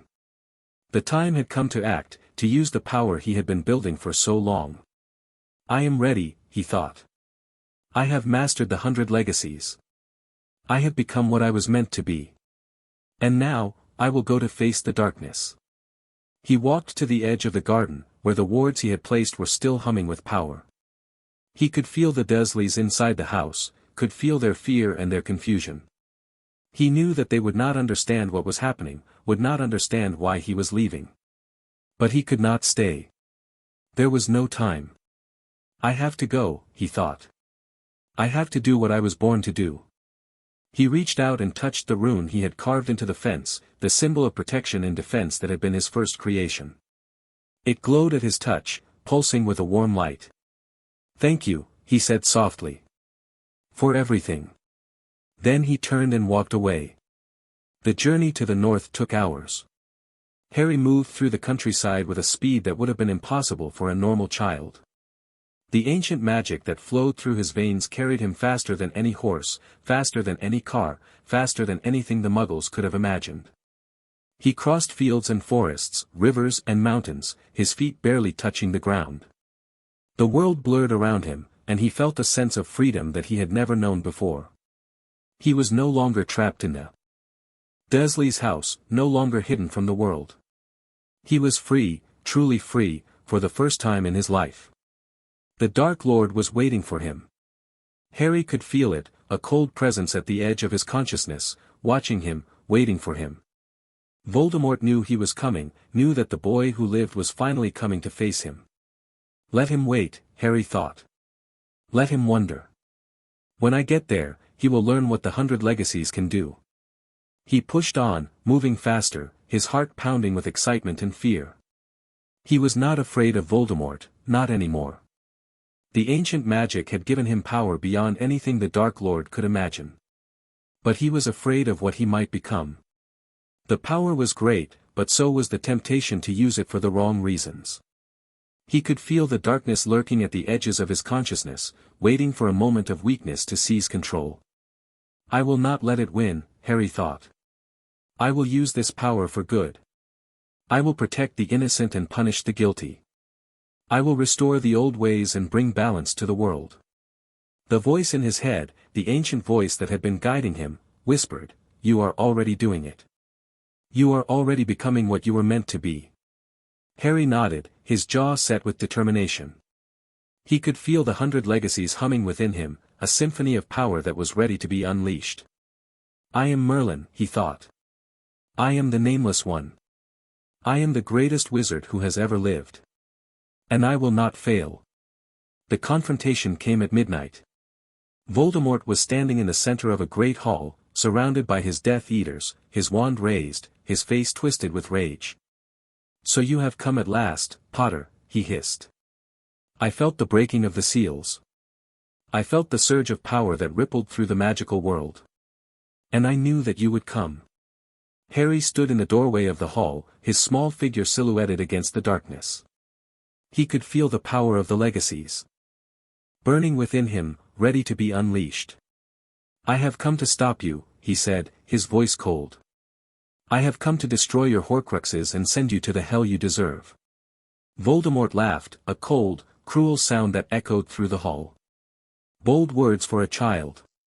But you are no longer just a child, are you, Potter? You are Merlin. You are the Nameless One. You are the being who was born at the dawn of magic. Yes, Harry said. And you have made a terrible mistake in facing me. He raised his hand, and the 100 legacies began to sing. The battle was over in minutes. Harry did not kill Voldemort, not yet. There were still Horcruxes to destroy, still pieces of the Dark Lord's soul that had to be found and annihilated. But he left Voldemort broken and bleeding on the floor of the Great Hall, his Death Eaters scattered, his power shattered. You will pay for this, Potter, Voldemort snarled, his voice weak and thin. I will come back. I will always come back. You cannot destroy me. Yes, I can, Harry said. And I will. But first, I will find your Horcruxes. I will destroy them one by one, and when they are gone, I will finish you. Voldemort's eyes widened with fear. He had not expected this, had not expected the boy who lived to have the power to truly defeat him. You cannot do this, he whispered. I have done terrible things to achieve my immortality. I have torn my soul apart and hidden the pieces where no one can find them. You will never be able to destroy me. Harry smiled, and it was the smile of a being who had lived through centuries of battles and wars. I already know where they are, he said. I can see them, Voldemort. I can see every piece of your shattered soul. And I will destroy them all. 3 months later, the last Horcrux was destroyed. Harry stood in the center of the Chamber of Secrets, the basilisk's venom still dripping from the sword of Gryffindor. The Horcrux, a piece of Voldemort's soul that had been hidden in the locket of Salazar Slytherin, was gone, its dark influence purged from the world. One more, Harry thought. Just one more, and he will be mortal again. He knew where the final Horcrux was. It was in the body of Nagini, Voldemort's serpent, and it would have to be destroyed before the Dark Lord could be truly defeated. I am ready, Harry thought. I have mastered the 100 legacies. I have become what I was meant to be. And now, I will finish what my mother started.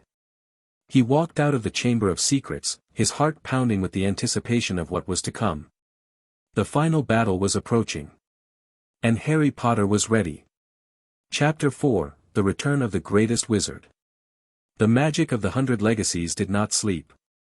It thrummed beneath Harry's skin like a second heartbeat, a constant reminder of what he had become and what he was destined to do. The destruction of the Horcruxes had been a beginning, not an end, and now the ancient power within him was reaching out, touching the world in ways that even Harry could not fully comprehend. It started with the wards. On the night after the last Horcrux fell, Harry felt a tremor run through the magical fabric of Britain. It was subtle at first, a faint vibration that seemed to come from the earth itself, a whisper of power that brushed against his consciousness like a ghost. But it grew stronger with each passing hour, spreading outward from his location like ripples in a pond. The ancient defenses are awakening, the voice whispered in his mind. They have slept for centuries, waiting for the one who could restore them. You have broken the seals, and now the world is responding. Harry sat in the small room he had rented in Hogsmeade, his eyes closed, his mind reaching out to touch the wards that surrounded the village. They were old, older than Hogwarts itself, woven into the very stones of the buildings and the soil of the earth. And now, as his power flowed through them, they were beginning to glow with a golden light that only he could see. He could feel the other wards too, the ones around Hogwarts, the ones around Diagon Alley, the ones around the Ministry of Magic. They were all waking up, shaking off the dust of centuries, responding to the presence of the Nameless One. This is just the beginning, Harry thought. The world will know that I have returned. There will be no more hiding. He opened his eyes and looked out the window at the darkened street below. The village was quiet, its inhabitants sleeping peacefully, unaware of the ancient power that was stirring in their midst. But Harry knew that the peace would not last. The awakening of the wards would draw attention, from the ministry, from the Death Eaters, from the Dark Lord himself. He had to be ready. He stood up and walked to the door, his hand resting on the worn wood. There was work to be done, and the night was young. The first sign of trouble came at dawn. Harry was sitting in a small cafe at the edge of Hogsmeade, nursing a cup of tea and watching the sun rise over the mountains. The morning light was golden, casting long shadows across the cobblestone streets, and the air was crisp with the promise of autumn. He felt the disturbance before he saw it, a ripple in the magical fabric of the village, a shift in the wards that he had woven around himself. Someone was approaching, someone with power and purpose. Harry set down his tea and waited. The door to the cafe swung open, and a man walked in. He was tall and thin, with a face that might have been handsome once but was now lined with worry and exhaustion. His robes were travel-stained, and his wand was drawn. "Harry Potter," the man said, his voice hoarse. "I've been looking for you." Harry recognized him immediately. It was Kingsley Shacklebolt, one of the senior Aurors in the Ministry of Magic. He had been a member of the Order of the Phoenix, had fought alongside Harry's parents in the First War against Voldemort. "Kingsley," Harry said calmly. "I was wondering when you would find me." Kingsley's eyes widened. "You knew I was coming." "I felt the wards shift," Harry said. "It was subtle, but it was there. You have a strong magical signature, Kingsley. It's not easy to hide." Kingsley lowered his wand slowly, his face a mixture of awe and fear. "The rumors are true, then," he said. "You really have changed. The goblins told us that your magical core was damaged, that they healed it. But there's something different about you.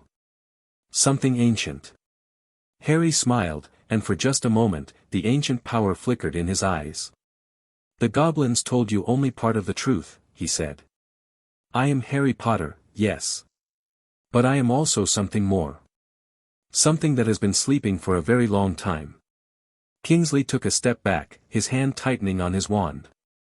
"What are you?" he asked, his voice trembling. "I am Merlin," Harry said simply. "I am the Nameless One. I am the being who was born at the dawn of magic, who taught the first wizards to shape their power, who guided humanity through the darkest ages. And I have returned to finish what I started." The silence that followed was heavy, charged with a tension that seemed to crackle in the air. Kingsley stared at Harry, his face pale, his mind racing. "Merlin," he repeated, the word barely a whisper. "But that's impossible. Merlin died 1,000 years ago. The legends say." "The legends are wrong," Harry said. "I did not die. I was imprisoned, sealed away in a cycle of mortal rebirth by forces that feared what I represented. The seals were broken in the Gringotts healing chamber. And now I am free." Kingsley sat down heavily in the chair opposite Harry, his face buried in his hands. "This is too much," he muttered. "This is too much to process. The boy who lived is Merlin Reborn. The Ministry will never believe it." "I don't expect them to," Harry said. "I don't need their belief. I need their cooperation. The Dark Lord is still out there, and he will not stop until he has destroyed everything I have built. I need allies, Kingsley. I need people who are willing to fight beside me." Kingsley looked up, his eyes meeting Harry's. "You have them," he said. "The Order of the Phoenix has been waiting for this moment. We have been fighting against the Dark Lord for years, but we have never had the power to truly defeat him. With you, with Merlin on our side, anything is possible." Harry nodded, a faint smile playing at his lips. "Good," he said. "Then we will begin. There are ancient vaults hidden across Britain, places where the old magic was stored for safekeeping. The seals that bound me also bound those vaults. Now that the seals are broken, the vaults are opening, and the treasures within are waiting to be claimed." Kingsley's eyes widened. "Ancient vaults? What kind of treasures?"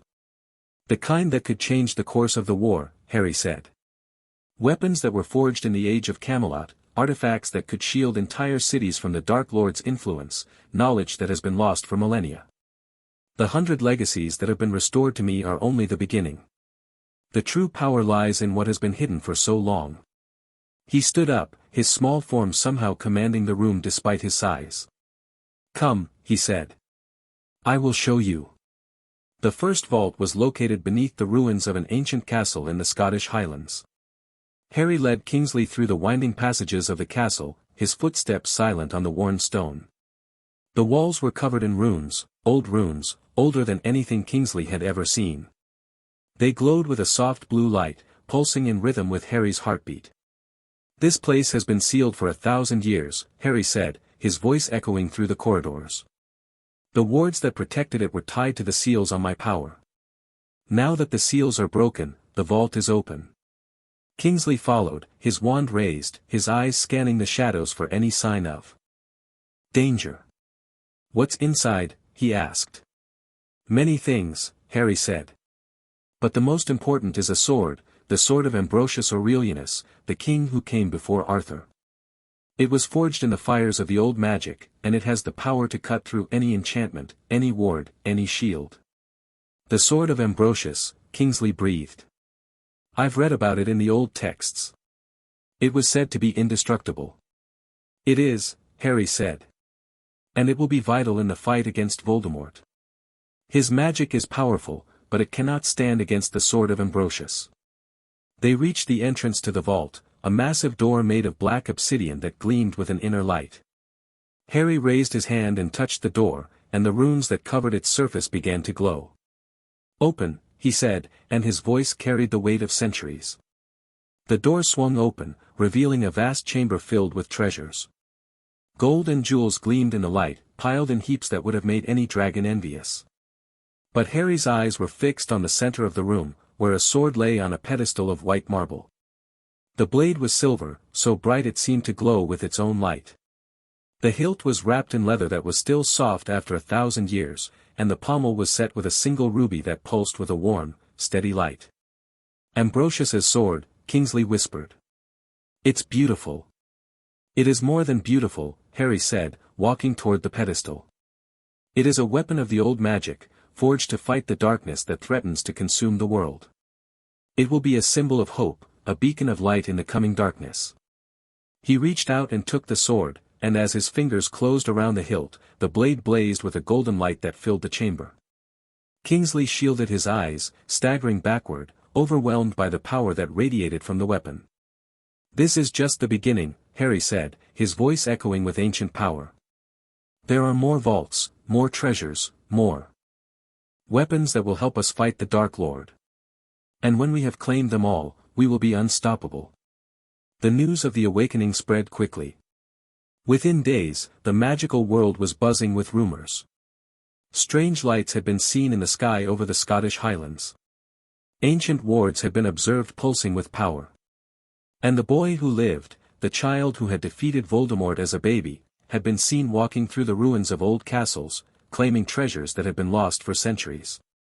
The Ministry of Magic was in chaos. Minister Fudge had called an emergency session of the Wizengamot, demanding answers that no one could provide.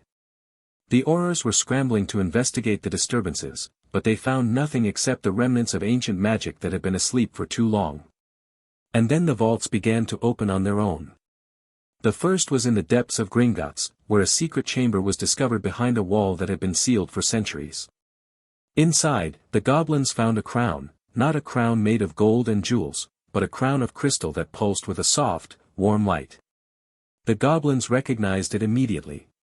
It was the crown of Morgan Le Fay, the sister of Merlin, the sorceress who had betrayed him in the age of Camelot. It had been lost for 1,000 years, and now it had been found. The second vault was in the ruins of a castle in Wales.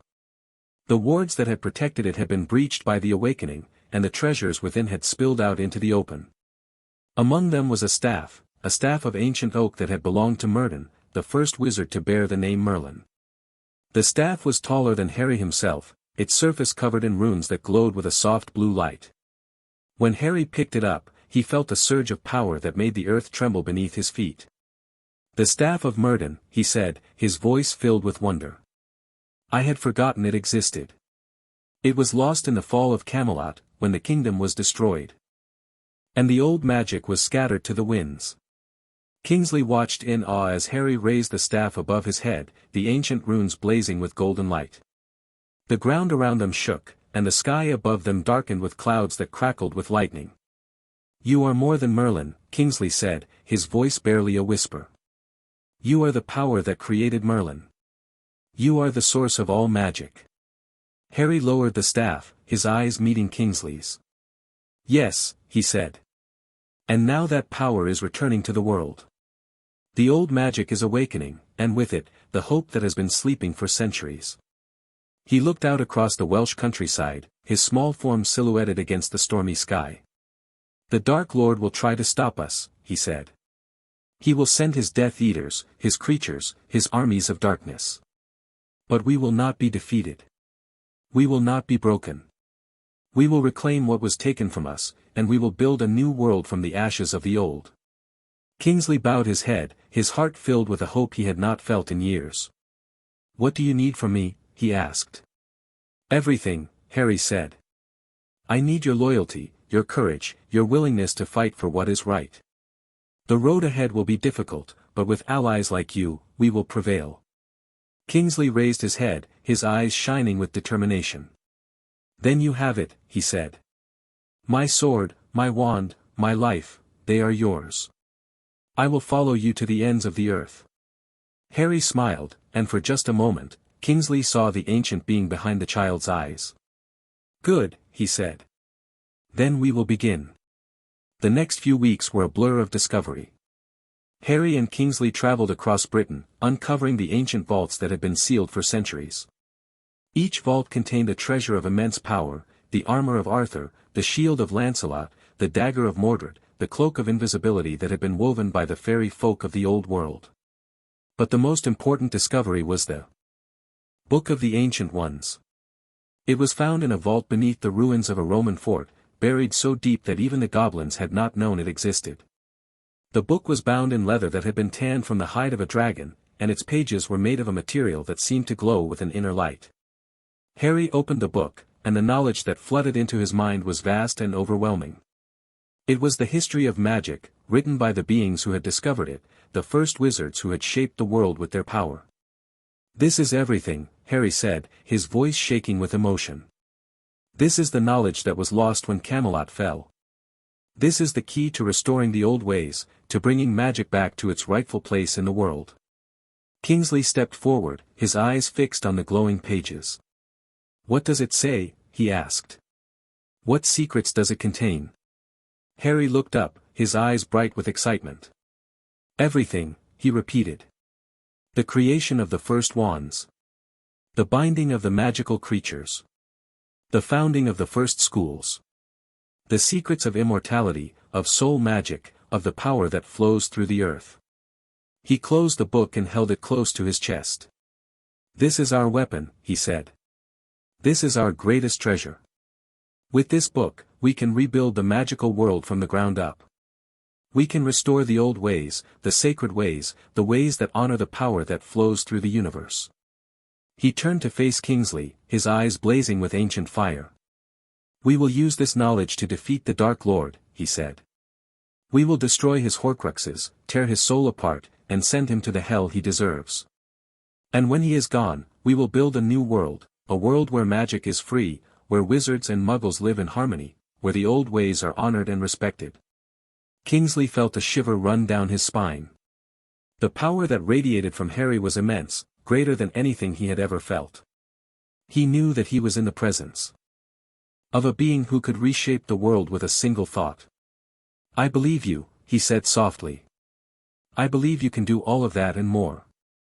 Harry smiled, and for just a moment, the weight of centuries seemed to lift from his shoulders. Then let us begin, he said. Let us reclaim what was taken from us. Let us restore the old ways. Let us usher in a new age of magic. But the awakening was not without its consequences. The ancient power that was flowing through Harry and the world was also drawing the attention of the forces of darkness. Voldemort had felt the surge of magic that had accompanied the opening of the vaults, and he was determined to stop it. The first attack came at dawn. Harry was sleeping in the ruins of an old castle in the north, his body weary from the countless discoveries of the past weeks. The Book of the Ancient Ones lay beside him, its pages glowing with a soft light that illuminated the darkness. He woke to the sound of screams. The Death Eaters had found them. Harry grabbed the book and the staff of Merlin, running toward the sound of the commotion. The castle was under attack, the ancient wards that had protected it shattered by the Dark Lord's magic.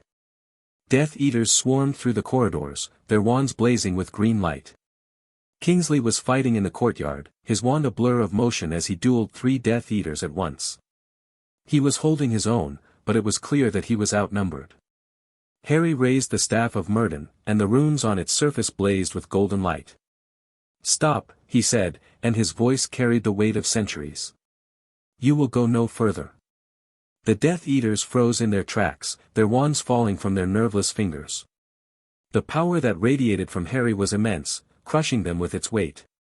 "You are in the presence of the Nameless One," Harry said, his voice echoing through the courtyard. "You will bow before me, or you will die." The Death Eaters fell to their knees. Their faces pale with terror.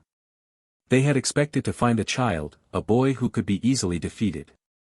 What they had found was something far more terrifying. Harry walked through the courtyard, his eyes scanning the fallen Death Eaters. "You were sent by the Dark Lord," he said. "You were sent to kill me, to steal the treasures I have uncovered. But you have failed." He stopped in front of the leader of the group, a man with a silver mask and a trembling wand. "Who sent you?" he demanded. "Who commanded you to attack this place?" The man's eyes were wide with fear. "The Dark Lord," he stammered. "He told us to come here. He said that we would find the boy who lived, that we would take him alive and bring him back to the manor." "And why does he want me alive?" "The Horcruxes," the man said. "He knows that you have destroyed them. He knows that you are the only one who can truly kill him. He wants to find you, to force you to serve him, to make you his greatest weapon." Harry laughed, a cold, ancient sound that sent shivers down the spines of the Death Eaters. "Tell your master," he said, "that I am coming for him. Tell him that I have reclaimed the old magic, that I have restored the ancient ways, that I have the power to destroy him once and for all. Tell him that the age of Merlin has begun, and there is no force in the universe that can stop it." He raised the staff of Merlin and pointed it at the Death Eaters. "Now go," he commanded. "Take the message to your master. And tell him that if he sends anyone else to attack me, I will not be so merciful." The Death Eaters scrambled to their feet and fled, their footsteps echoing through the corridors as they disappeared into the darkness. Kingsley walked up to Harry, his face etched with worry. "They'll be back," he said. "Voldemort will not stop until he has you. You've made yourself a target." Harry turned to face Kingsley, his eyes blazing with ancient fire. "I know," he said. "That is exactly what I wanted. The Dark Lord will come for me. And when he does, I will be ready." He looked out across the courtyard, at the darkness that was gathering on the horizon. "This is only the beginning," he said. "The forces of darkness will try to stop us. But we will not be defeated. We will not be broken. We will fight until the very end, and when it is over, we will have won." The next few days were filled with preparations. Harry knew that Voldemort would not wait long before striking again. The attack on the castle was just the first of many skirmishes that would come. He had to be ready, had to gather his allies and prepare for the final confrontation. The Book of the Ancient Ones was the key.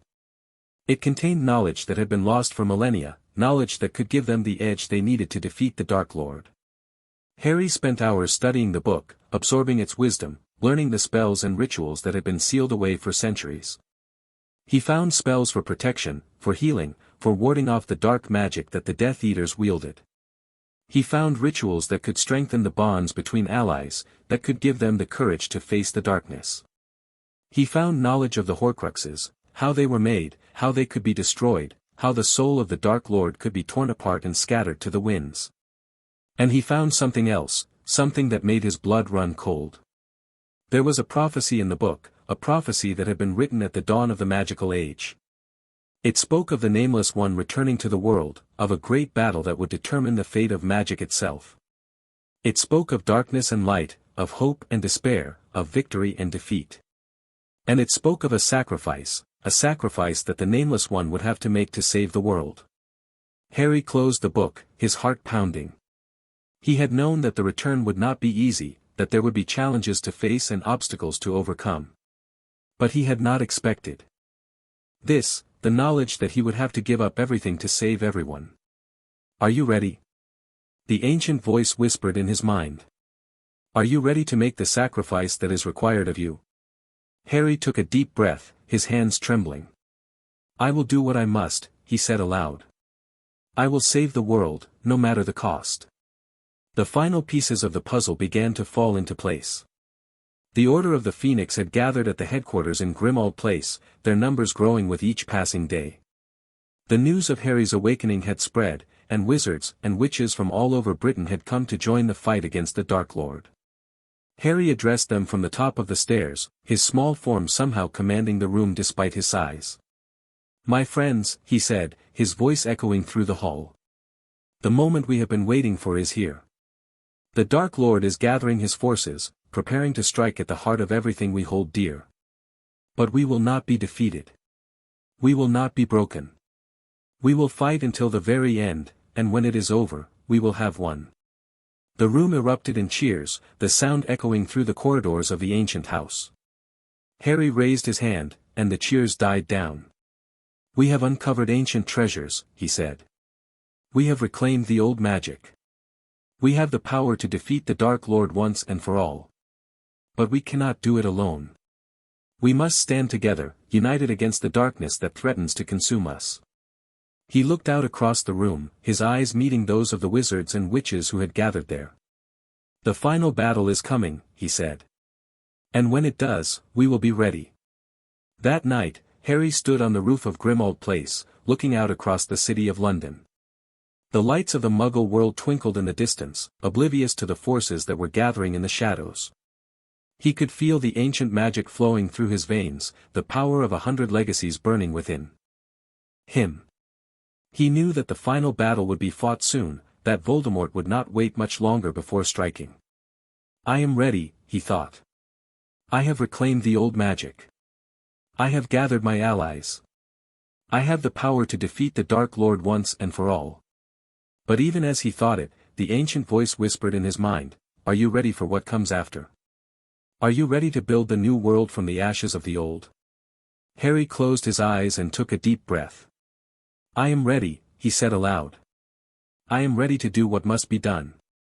And in the distance, the sky began to glow with a golden light, a light that promised hope and destruction in equal measure.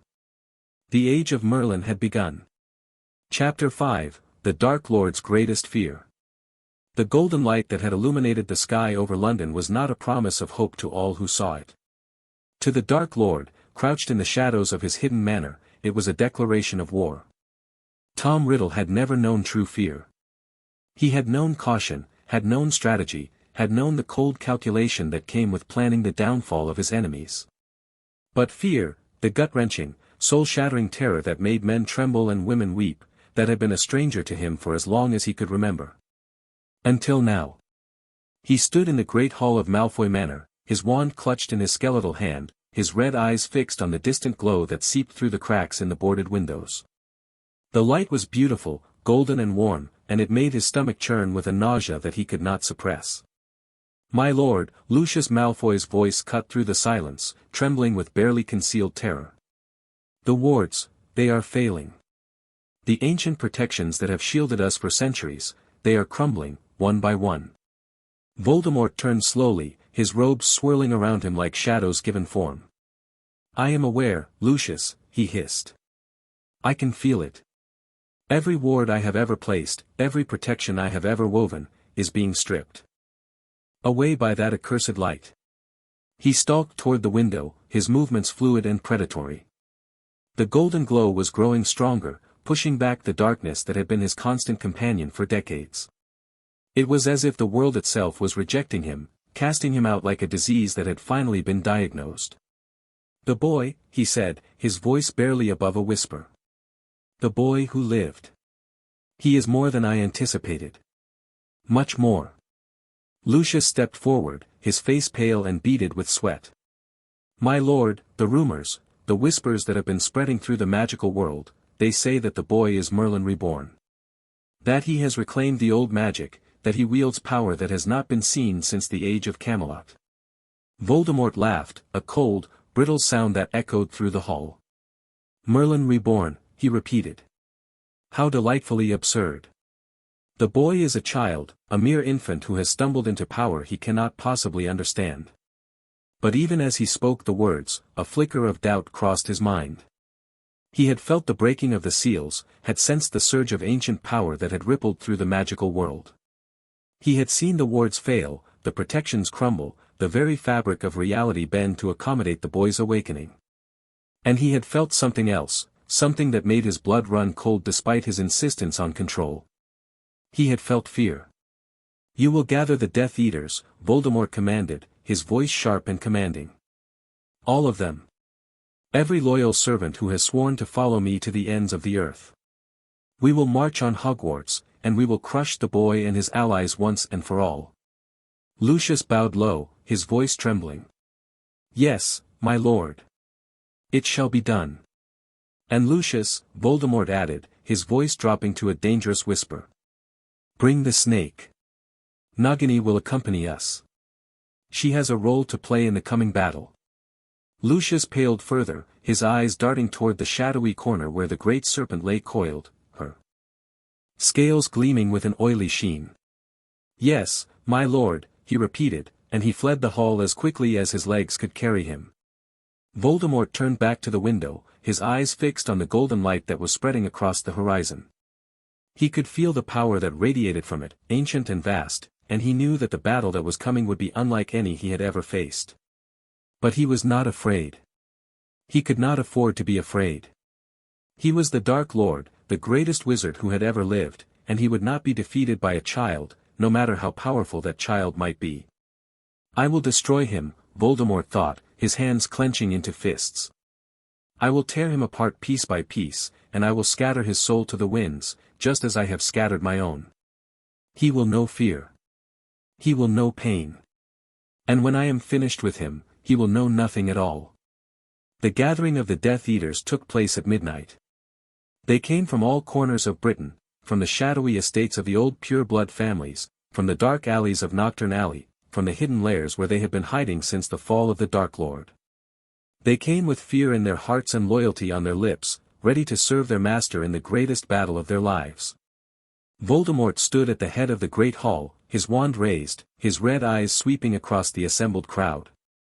The Death Eaters knelt before him, their faces hidden behind their silver masks, their bodies trembling with a mixture of terror and excitement. My followers, Voldemort began, his voice carrying through the hall like a cold wind. The time has come to strike. The boy who lived, the child who has dared to challenge my supremacy, has revealed himself at last. He has gathered his allies, has claimed the ancient treasures that were hidden from us for centuries. But he is still a child. He is still weak. And he will fall before my power. He paused, letting the words sink in. The Death Eaters murmured among themselves, their voices a low hum of anticipation. The boy believes he is Merlin Reborn, Voldemort continued, a cruel smile playing at his lips. He believes that the old magic gives him the power to defeat me. But he is wrong. The old magic is nothing compared to the dark magic that I have mastered. The ancient treasures are nothing compared to the Horcruxes that have made me immortal. And the allies he has gathered are nothing compared to the army that stands before me now. He raised his wand, and a bolt of green light shot toward the ceiling, illuminating the hall with an eerie glow. We will march on Hogwarts, he declared. We will destroy the boy and his allies. We will claim the ancient treasures for ourselves. And we will usher in a new age of darkness, an age that will last for 1,000 years. The Death Eaters roared their approval, their voices rising in a cacophony of hatred and bloodlust. Voldemort smiled, drinking in their devotion, their willingness to die for his cause. But even as the cheers echoed through the hall, a small voice in the back of his mind whispered, the boy is not just a child. He is something more. Something ancient. Something that even you cannot comprehend. Voldemort pushed the thought away, his face hardening with determination. He would not be swayed by fear. He would not be defeated by doubt. He was the Dark Lord, and he would prevail. Prepare yourselves, he commanded. We march at dawn. The march to Hogwarts was a spectacle of darkness. The Death Eaters traveled in a great column, their robes billowing in the wind, their wands raised to the sky. Dark creatures followed in their wake, giant spiders, werewolves, dementors that drifted through the air like shadows given form. The land itself seemed to recoil from their presence, the grass withering beneath their feet, the trees bending away from them as if in fear. Voldemort led the procession, his skeletal form perched on the back of a great winged beast that had been summoned from the depths of the Forbidden Forest. Nagini coiled around his shoulders, her tongue flickering, her eyes gleaming with a predatory hunger. He could feel the power of the ancient magic growing stronger as they approached Hogwarts. The golden light that had been spreading across the horizon was now concentrated around the castle, a protective barrier that pulsed with a warm, steady glow. So the boy has fortified his position, Voldemort thought. He has woven the old magic into the wards of the castle, creating a shield that even I cannot penetrate. But he cannot hold out forever. He will have to come out eventually, and when he does, I will be waiting. He raised his wand, and the column came to a halt. The Death Eaters arrayed themselves in a semicircle around the castle, their wands trained on the ancient walls, their faces hidden behind their masks. Harry Potter, Voldemort called, his voice carrying through the night air like a cold wind. I know you can hear me. I know you are watching from behind those ancient walls. Come out and face me like a man. Or do you prefer to cower in the shadows like the child you truly are? For a long moment, there was silence. Then, the great gates of Hogwarts swung open, and a small figure stepped out into the night. Harry Potter walked slowly, deliberately, his bare feet silent on the dew-covered grass. He wore no robes, no armor, no protection of any kind. He was dressed in simple Muggle clothes, a t-shirt and jeans, and in his hand, he carried the staff of Merlin. But it was not the staff that drew Voldemort's attention. It was the boy's eyes. They were green, those eyes, bright and clear and filled with a warmth that seemed to push back the darkness of the night. But beneath that warmth was something else, something ancient, something powerful, something that made Voldemort's blood run cold. Voldemort, Harry said, and his voice echoed with the weight of centuries. I have been waiting for you. Voldemort laughed, but the sound was hollow, forced. Bold words for a child, he said. You think that because you have reclaimed a few trinkets, a few ancient relics, you can stand against me? You think that because you have broken the seals, you have the power to defeat the greatest wizard who has ever lived? I know I have the power to defeat you, Harry said calmly. I know it because I have already done it. I have destroyed your Horcruxes, one by one. I have torn your soul apart and scattered the pieces to the winds. And when I am finished with you, there will be nothing left but the ashes of your ambition. Voldemort's face contorted with rage. Lies, he hissed. You cannot have destroyed them all. There is one left, one that I have hidden where no one can find it. One that will keep me alive forever, no matter what you do. Harry smiled, and it was the smile of a being who had seen empires rise and fall, who had watched civilizations crumble into dust, who had held the fate of the world in his hands. Nagini, he said softly. Your snake. The final Horcrux. Voldemort's eyes widened in shock. How did you? I know everything, Tom, Harry said. I know where you have hidden your soul. I know the rituals you performed to tear it apart. I know the price you paid for your immortality. And I know that you are afraid. He raised the staff of Merlin, and the runes on its surface blazed with golden light. You are afraid of me, he continued. You have been afraid since the night you came to my parents' house, since the night you tried to kill me and failed. The curse rebounded, and you were reduced to less than a ghost, hiding in the shadows of the world, waiting for a chance to return. Voldemort's hands were shaking, his wand trembling in his grip. You are nothing, he snarled. You are a child, a mere infant who has stumbled into power you cannot possibly understand. I am the Dark Lord. I am the greatest wizard who has ever lived. And I will destroy you. He raised his wand and shouted the killing curse. The green light shot toward Harry, blazing with a fury that had been building for decades. It was the most powerful curse Voldemort had ever cast, a bolt of pure hatred that should have ended the boy's life in an instant. But Harry did not flinch. He raised his hand, and the green light stopped dead in its tracks.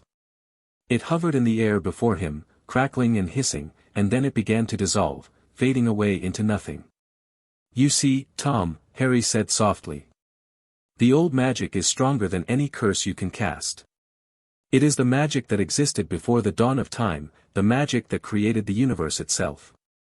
And it is mine. The battle that followed was unlike anything the magical world had ever seen. Harry raised the staff of Merlin, and the golden light that had been surrounding the castle surged forward, sweeping across the Death Eaters like a wave of molten fire. The dark creatures that had followed them scattered, their screams echoing through the night as the ancient magic burned away their corruption. But Voldemort was not so easily defeated. He raised his wand and cast a shield of black magic, a barrier that pulsed with a cold, malevolent light. The golden wave crashed against it, and for a moment, the two powers were locked in a stalemate, neither able to gain the upper hand. You cannot defeat me, boy, Voldemort snarled, his voice strained with effort. I have torn my soul apart, scattered it to the winds. I have done terrible things to achieve my immortality. And I will not let a child, a mere infant, take it all away from me. Harry smiled, and there was pity in his eyes. You have done terrible things, Tom, he said. You have killed innocents. You have torn families apart. You have plunged the magical world into a darkness that will take generations to heal. But you have also done something else, something that will be your undoing. What? Voldemort demanded. What have I done? You have given me the power to destroy you, Harry said. You have made me what I am. The night you tried to kill me, you transferred a fragment of your soul into my body. You made me a Horcrux, Tom. You bound your fate to mine. Voldemort's face went pale. No, he whispered. That's impossible. I would have known. I would have sensed it. You were too weak, Harry said. Too broken. The curse rebounded, and you were reduced to less than a ghost. You did not have the power to sense what you had done. But I felt it. I have always felt it. He raised the staff of Merlin high above his head, and the golden light that surrounded him blazed with a terrible intensity. The Horcrux inside me is the final piece of your soul, he said. And when I destroy it, you will be mortal again. You will be vulnerable. You will be able to be killed. And I will kill you, Voldemort snarled. I will kill you and destroy the Horcrux in the same blow. It is perfect. It is exactly what I need to. It won't work, Harry interrupted. You cannot kill me, Tom. Not anymore. The old magic protects me. The ancient power flows through my veins. And I am not just the boy who lived. I am Merlin. I am the Nameless One. I am the being who was born at the dawn of magic, and I will not be defeated by the likes of you. He lowered the staff, and the golden light faded, leaving only the soft glow that surrounded his small form. But I am not going to kill you, Harry said. Not yet. I am going to give you a choice. Voldemort's eyes narrowed. A choice. A chance to surrender, Harry said. A chance to renounce your evil ways and seek redemption. I know it is not too late for you, Tom. I have seen the darkness in your soul, but I have also seen the light. There is still good in you. There is still hope. Voldemort laughed, a bitter, broken sound. Redemption, he spat. You think I want redemption? You think I want to be forgiven for what I have done? I have killed hundreds of people. I have torn my soul apart. I have done terrible things to achieve my power, and I would do them all again if given the chance. Then you have made your choice, Harry said, and there was sadness in his voice. I am sorry, Tom. I am sorry that you could not find the strength to change.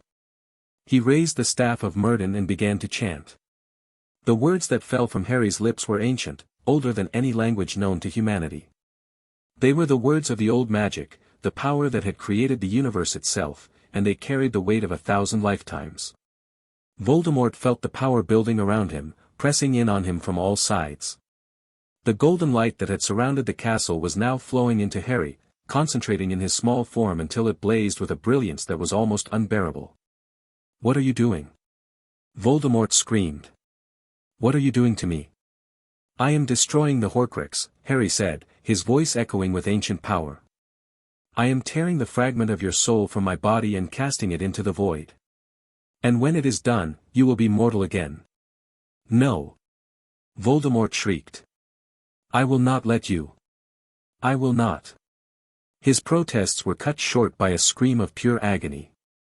The power that was flowing through Harry was too much for him to bear, too much for his broken soul to withstand. He collapsed to his knees, his hands clutching his head, his body racked with convulsions. Harry continued to chant, the ancient words flowing from his lips like water from a spring. He could feel the fragment of Voldemort's soul writhing inside him, fighting against the power that was trying to expel it. It was a struggle of wills, a battle that would determine the fate of the magical world. And then, with a final surge of power, it was done. The fragment of Voldemort's soul was torn from Harry's body, a writhing mass of darkness that hovered in the air before him. It screamed with 1,000 voices, a chorus of agony that echoed through the night. And then it was gone, consumed by the golden light that surrounded the castle.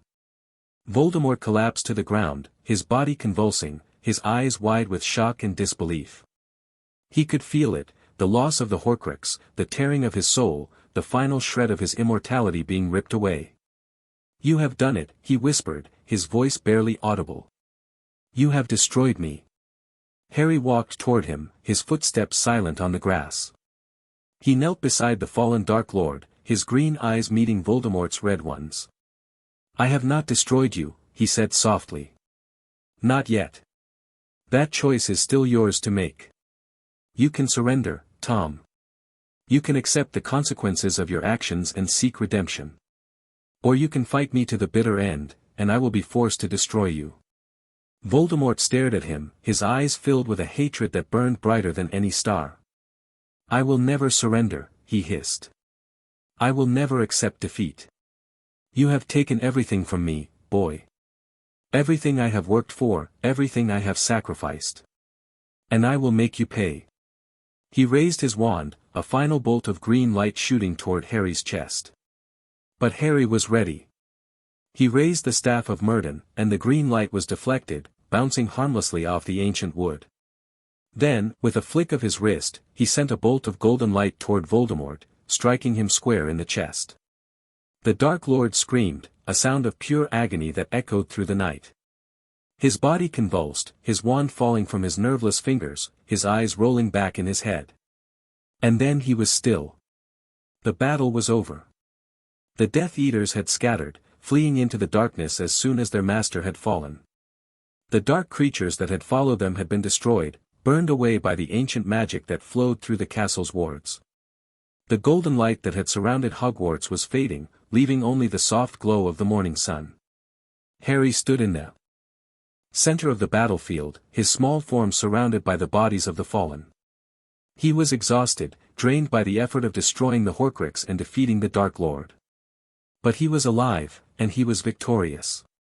"My lord," a voice called out. "Harry." He turned to see Kingsley running toward him, his face alight with joy and relief. "You did it," Kingsley said, pulling Harry into an embrace. "You defeated him. You defeated the Dark Lord." Harry smiled, but there was a sadness in his eyes. "It is not over," he said. "Not yet. Voldemort is defeated, but his followers are still out there. And the wounds he has inflicted on the magical world will take generations to heal." Kingsley nodded, his face growing serious. "We will deal with that," he said.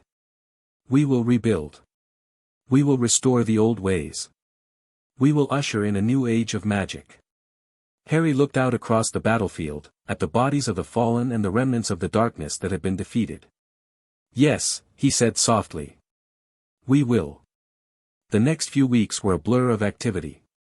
The Ministry of Magic was in chaos, the Death Eaters scattered and leaderless. The Order of the Phoenix worked tirelessly to round up the remaining followers of the Dark Lord, bringing them to justice for their crimes. The magical world was slowly beginning to heal, the wounds of the war being tended to with care and compassion. Harry spent his days in quiet contemplation, his mind filled with the ancient knowledge that had been restored to him. He knew that he would never fully be the child he had once been, the power that flowed through his veins was too great, too ancient, too vast. But he had accepted that, had embraced the role he had been born to play. He was Merlin. He was the Nameless One. He was the being who would reshape the magical world and guide it into a new golden age. And he was ready. On the evening of the final battle's 1-month anniversary, Harry stood on the battlements of Hogwarts, looking out across the grounds that had been the site of so much bloodshed. The sun was setting, painting the sky in shades of gold and crimson, and the air was filled with the scent of autumn leaves.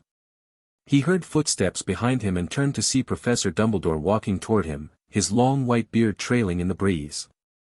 The old wizard was smiling, his eyes twinkling with a warmth that Harry had not seen in a long time. "You have done well, Harry," Dumbledore said. "Better than well.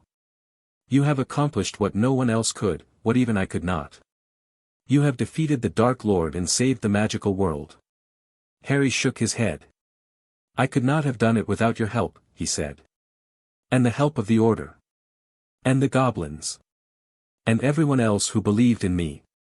Dumbledore laughed softly. "Modesty," he said. "It is a rare quality in a wizard of your power. But I think you know, deep down, that the victory was yours. The power that flows through your veins is older than any magic I have ever encountered. It is the power of creation itself, the power that built the universe and shaped the stars." Harry smiled, but there was a sadness in his eyes. "I know," he said. "And I know that the power will not be easy to bear. The old magic has a price, and I will have to pay it." Dumbledore nodded, his face growing serious. "You are right," he said. "The old magic always demands a price. But I think you are strong enough to pay it, Harry. I think you are strong enough to do what needs to be done." Harry looked out across the grounds, at the castle that had been his home for so many years. He had changed so much since the day he had first walked through its gates, had grown into something more than a boy, something more than a wizard, something that the world had not seen since the age of Camelot. "Thank you, Professor," he said softly. "For everything." Dumbledore smiled, his eyes twinkling. "You are welcome, my boy," he said. "Now come. The feast is about to begin. And you are the guest of honor." Harry followed Dumbledore down from the battlements, his small form silhouetted against the setting sun. The war was over, and the age of Merlin had truly begun. But even as he walked toward the Great Hall, Harry knew that the fight was not truly over. There would be challenges ahead, obstacles to overcome, sacrifices to make. The ancient power that flowed through his veins was not a gift, it was a responsibility, a burden that he would carry for the rest of his life. But he was ready. He had always been ready. The age of Merlin had begun, and nothing would ever be the same. Chapter 6, The Age of Merlin. The morning light filtered through the tall windows of Hogwarts' Great Hall, casting golden patterns across the stone floor where the bodies of the fallen had lain just weeks before. The scars of battle were still visible, cracks in the ancient walls, scorch marks on the enchanted ceiling, the lingering echo of screams that would never quite fade from the memory of the castle itself.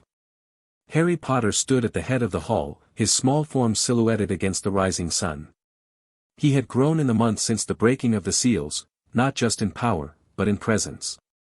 The boy who had once cowered in a cupboard under the stairs was gone, replaced by something ancient and terrible and beautiful.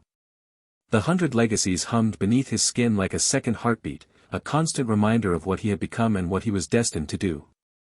The war was over, but the work had only just begun. Behind him, the tables that had once been filled with laughing students now stood empty, their surfaces polished to a gleam that seemed almost unnatural. The house elves had worked through the night to restore the hall to its former glory, but there was a hollowness to the space that no amount of scrubbing could erase. Harry heard footsteps behind him and turned to see Professor McGonagall approaching, her face etched with exhaustion and something that might have been hope. "Harry," she said, her voice soft. "The Ministry delegation has arrived. They are waiting in the entrance hall." Harry nodded, his expression unreadable. The Ministry had been in chaos since the fall of Voldemort, its leadership scattered and disgraced. The corruption that had festered in its halls for decades had been exposed, and the magical world was demanding change. "Let them wait," Harry said. "There are more important things to attend to." McGonagall's eyes widened slightly, but she did not argue. The power that radiated from Harry was too great, too ancient, to be challenged by anyone, even the deputy headmistress of Hogwarts. "The repairs to the castle are proceeding well," she said instead. "The house elves have been working around the clock, and the older students have volunteered to help. We should have the school ready for the new term in a few weeks." Harry nodded again, his eyes fixed on the distant horizon. "The wards are holding," he said. "I have reinforced them with the old magic. No force of darkness will ever breach these walls again." McGonagall felt a shiver run down her spine. The wards that now surrounded Hogwarts were unlike anything she had ever seen, ancient and powerful, woven from the very fabric of creation itself. She could feel them humming beneath her skin, a constant reminder of the being who had placed them. "Harry," she said hesitantly. "The delegation, they are asking for you specifically. They say they have questions about the future of the magical world. They want your guidance." Harry turned to face her, and for just a moment, she saw the ancient being behind his eyes, the nameless one, the father of all magic, the being who had shaped the course of history for millennia. "Tell them I will meet with them this evening," he said. "But first, I have something I must do." The Forbidden Forest was different now. Harry walked through the ancient trees, his bare feet silent on the carpet of fallen leaves. The forest had always been a place of danger and mystery, but now it felt different, welcoming, almost reverent, as if the very trees were bowing to his presence. He could feel the ancient magic flowing through the forest, the old power that had been sleeping beneath the roots for centuries. It was awakening, responding to his presence, stretching out to touch him like a long-lost friend. The centaurs emerged from the shadows as he walked, their bows lowered, their eyes filled with a mixture of awe and fear. They had sensed his coming, had felt the shift in the balance of power that had accompanied his awakening. "Merlin," Firenze said, his voice a low rumble. "You have returned."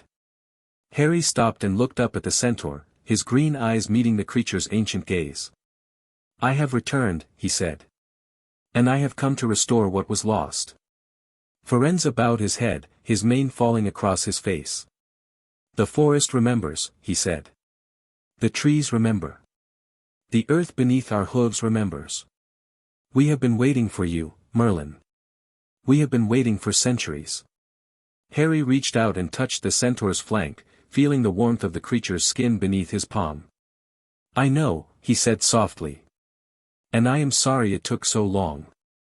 The seals were strong, and the forces that placed them were powerful. But they are broken now, and I am free." Another centaur stepped forward, Bane, his face dark with suspicion. "Free to do what?" he demanded. "Free to reshape the world in your image. Free to bring about the destruction you have always threatened." Harry's eyes flickered, and for just a moment, the ancient power blazed in their depths. "Free to restore balance," he said, his voice carrying the weight of centuries. "Free to heal the wounds that have been inflicted on this world. Free to guide the magical community back to the path of light." Bane stepped back, his face pale. He had seen the power that lurked behind Harry's eyes, and it had shaken him to his core. "We will follow you," Firenze said quickly, shooting a warning glance at Bane. "The centaurs will follow you, as we have always followed the Nameless One." Harry smiled, and there was warmth in it. "Thank you," he said. "Your loyalty will not be forgotten." The meeting with the Ministry delegation took place in the headmaster's office. Harry sat in a chair behind the great desk, his small form somehow commanding the room despite his size. The delegation, a group of nervous-looking wizards and witches led by the newly appointed minister, Amelia Bones, sat in a semicircle before him, their faces etched with a mixture of hope and fear. Mr. Potter, Minister Bones began, her voice steady despite the tension in the room. We have come to discuss the future of the magical world. The war has left us in chaos, and we need your guidance to rebuild. Harry leaned back in his chair, his green eyes sweeping across the assembled delegation. The future of the magical world, he repeated. That is a heavy burden to place on a child. Bones's face flushed slightly. I realize that you are young, Mr. Potter, she said. But you are also something else. The power you wield, the ancient knowledge you possess, it is beyond anything we have ever seen. The magical world needs your wisdom. Harry was silent for a long moment, his eyes distant. The delegation shifted uncomfortably, their fear palpable in the air. The magical world needs to change, Harry said finally. The old ways have failed. The corruption, the prejudice, the fear, they have led us to the brink of destruction. If we are to rebuild, we must do so on a new foundation. He stood up and walked to the window, looking out across the grounds of Hogwarts. The castle was bathed in golden light, the ancient stones glowing with a warmth that seemed almost alive. I have reclaimed the old magic, he continued. The 100 legacies that were sealed away for centuries are now mine to command. And I will use them to rebuild the magical world from the ground up. He turned to face the delegation, his eyes blazing with ancient fire. The old laws will be rewritten, he said. The old prejudices will be abolished. The old ways will be restored. And the magical world will be guided into a new golden age. Minister Bones leaned forward, her face alight with hope. How, she asked. How will you accomplish all of this? Harry smiled, and it was the smile of a being who had seen empires rise and fall, who had watched civilizations crumble into dust, who had held the fate of the world in his hands. Through the power of the 100 legacies, he said. Through the ancient magic that flows through my veins. Through the alliances I have forged with the goblins, the centaurs, the creatures of the old world. And through the belief of those who are willing to follow me. He raised his hand, and the air around him shimmered with golden light. The old ways will be restored, he said. And the world will be made whole again. The work began immediately. Harry spent the next several weeks traveling across Britain, meeting with leaders of the magical community and forging alliances that would shape the future of the world. He met with the goblins of Gringotts, solidifying the ancient pact that had been forged in the Age of Camelot. He met with the centaurs of the Forbidden Forest, earning their loyalty through acts of power and wisdom. He met with the mere people of the Black Lake, the giants of the mountains, the house elves of the great wizarding families, all of whom pledged their allegiance to the Nameless One. And he began to rebuild. The first project was the restoration of the old schools. Hogwarts was not the only magical institution that had been allowed to fall into disrepair. There were others, ancient places of learning that had been abandoned or destroyed in the centuries of darkness. Harry used his knowledge of the old magic to restore them, filling their halls with light and life. The second project was the reformation of the Ministry of Magic. The corruption that had festered in its halls for decades was rooted out and destroyed, replaced by a system of governance that was fair and just. The old laws were rewritten, the old prejudices abolished, and the magical world began to heal. The third project was the education of the next generation. Harry established new schools of magic, places where young wizards and witches could learn the old ways. The ancient knowledge that had been sealed away for centuries was now available to all, and the magical world began to flourish. But the greatest change was in the hearts of the people. The magical world had been broken by the war, its people traumatized and divided. The old hatreds, between purebloods and muggleborns, between wizards and creatures, between light and darkness, had festered for generations. But now, with Harry's guidance, they were beginning to heal. Harry traveled to the homes of the fallen, offering comfort to those who had lost loved ones. He visited the families of the Death Eaters, offering them a chance at redemption. He spoke to the creatures who had been oppressed for centuries, promising them a place in the new world he was building. And slowly, miraculously, the magical world began to heal. The fear that had gripped the wizarding community for so long began to fade, replaced by hope. The divisions that had separated people for generations began to crumble, replaced by unity. The darkness that had threatened to consume everything was pushed back by the light of the ancient magic. The ceremony was held on the anniversary of the final battle. Harry stood at the center of the great hall, surrounded by the leaders of the magical world. The goblins were there, their ancient faces etched with approval. The centaurs were there, their heads bowed in respect. The creatures of the old world were there, their eyes filled with hope. And the people were there, the wizards and witches who had fought beside him, the families who had lost loved ones, the children who would inherit the world he was building. "Friends," Harry began, his voice echoing through the hall. "We have gathered here today to celebrate the victory that was won on this battlefield. We have gathered to honor those who fell, to remember their sacrifice, and to pledge ourselves to the future they died to protect." He paused, his green eyes sweeping across the assembled crowd. "The war is over," he continued. "But the work has only just begun. We must rebuild what was destroyed. We must heal what was broken. We must usher in a new age of magic, an age that will be remembered for 1,000 years." He raised his hand, and the golden light that had surrounded him since the breaking of the seals blazed forth, filling the hall with warmth and light. The people gasped, their faces alight with wonder and hope. "The age of Merlin has begun," Harry declared. "And it will last for 1,000 years. The old ways will be restored. The ancient magic will be reclaimed. And the world will be made whole again." The hall erupted in cheers, the sound echoing through the ancient stones. Harry stood at the center of it all, his small form surrounded by the golden light of the ancient magic, and he smiled. The age of Merlin had truly begun. The years that followed were a golden age. Harry worked tirelessly to rebuild the magical world, using the knowledge of 100 legacies to guide him. He restored the old schools, reformed the ministry, and healed the divisions that had torn the wizarding community apart for centuries. The ancient magic that had been sealed away for so long was now available to all, and the magical world flourished. New spells were discovered, new rituals were performed, new alliances were forged. The world that had been broken by the war was being made whole again, piece by piece. And through it all, Harry remained the same, the small, green-eyed boy who had once cowered in a cupboard under the stairs. He never forgot where he had come from, never forgot the suffering he had endured, never forgot the people who had helped him along the way. He visited the Dursleys once, years after the war had ended. They were old now, their prejudices worn thin by age and regret. Harry stood on the doorstep of number 4 Privet Drive, his green eyes meeting Aunt Petunia's faded blue ones. "I am not here to forgive you," he said softly.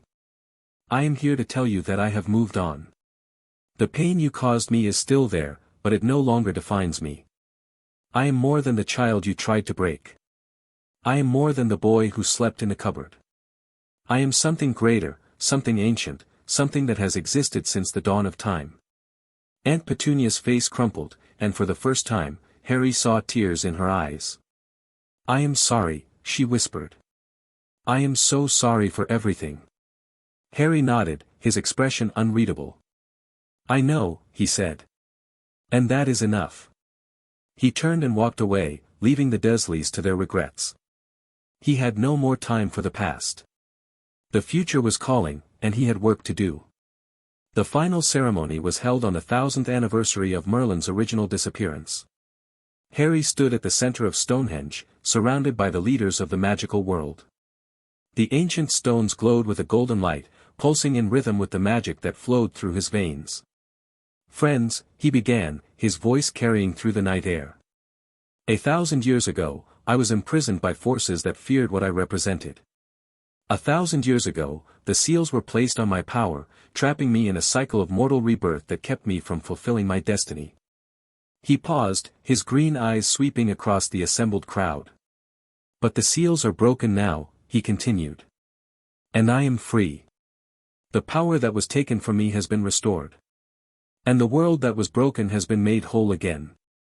He raised his hand, and the golden light that had surrounded him since the breaking of the seals blazed forth, filling the sky with warmth and light.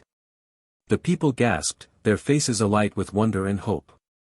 "The age of Merlin has lasted 1,000 years, Harry declared. And it will last for 1,000 more. The old ways have been restored. The ancient magic has been reclaimed.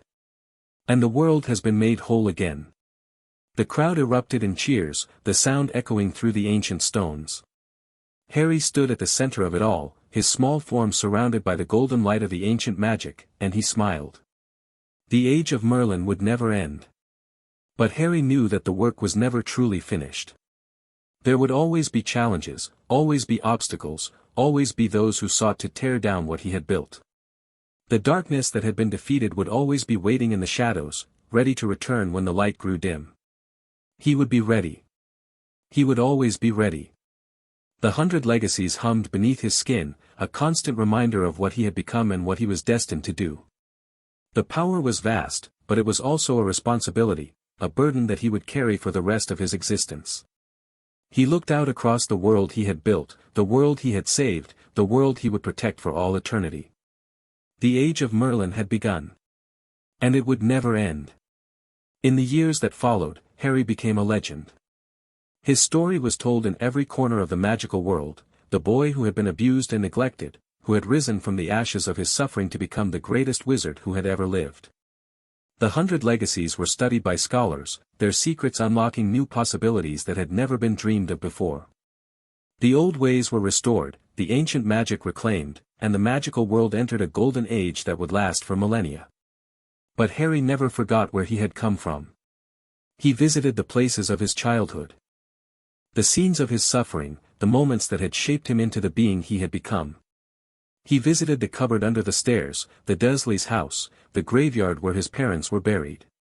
He remembered the pain, the fear, the loneliness, and he used those memories to fuel his determination. "I will never let that happen to anyone else," he said to his followers, his green eyes blazing with ancient fire. "I will never let the darkness win. I will protect this world until my last breath, and even beyond." And the magical world believed him. The age of Merlin had truly begun. The final night came, as it always does. Harry stood on the battlements of Hogwarts, looking out across the grounds that had been the site of so much history. The castle was silent, its students asleep in their beds, its halls empty of the laughter and chaos that had once filled them. He was old now, older than he had ever been, older than any mortal had ever been. The ancient magic that flowed through his veins had kept him alive for centuries, but even the power of the Nameless One could not last forever. He could feel the end approaching, a stillness in the air that had never been there before. The 100 legacies hummed beneath his skin, their power fading, their light dimming. "I have done what I was meant to do," Harry said softly, his voice carrying through the night air. "I have restored the old ways. I have reclaimed the ancient magic. I have guided the magical world into a golden age." He paused, his green eyes fixed on the distant horizon. "And now, it is time to rest."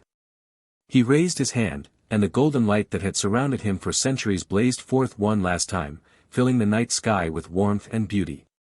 The castle glowed with a light that had never been seen before, and the magic that flowed through its walls pulsed with a final, triumphant beat. "Thank you," Harry whispered. "Thank you all." And then he was gone. The news of Harry's passing spread through the magical world like wildfire.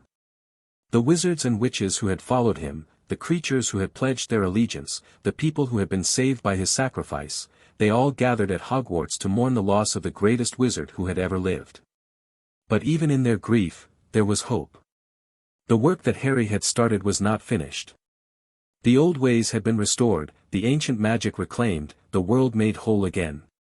The foundations he had laid would last for millennia, guiding future generations toward the light. And in the hearts of the people, Harry's legacy lived on. The age of Merlin had begun. And it would never end. In the depths of Gringotts, in the vaults where the ancient secrets were stored, a single rune began to glow. It was the same rune that had pulsed with light on the night of Harry's awakening, the same rune that had announced the return of the Nameless One. And now, as the golden light of Harry's passing faded from the world, it pulsed once more. "He is gone," the rune whispered. "But his work is not finished. The legacy lives on. The magic endures. The age of Merlin will never end." The dragons stirred in their sleep, their great nostrils flaring as they caught a scent that had not been in the air for centuries. The gold beneath them shuddered, as if something buried deep in the earth was trying to break free. And in the vaults of the ancient wizarding families, long-forgotten artifacts began to hum with a power that had been dormant for centuries. The age of Merlin was not over. It was only just beginning. The story of Harry Potter, the boy who lived, the reincarnation of Merlin, the Nameless One, became a legend that was passed down through generations. The 100 legacies were studied by scholars, their secrets unlocking new possibilities that had never been dreamed of before. The old ways were restored, the ancient magic reclaimed, and the magical world entered a golden age that would last for millennia. And Harry, the small, green-eyed boy who had once cowered in a cupboard under the stairs, became a symbol of hope that would never fade. He was the boy who had been broken and made whole. He was the wizard who had reclaimed the power of the ancients. He was the being who had ushered in a new golden age. He was Merlin reborn. And the age of Merlin would never end. The end.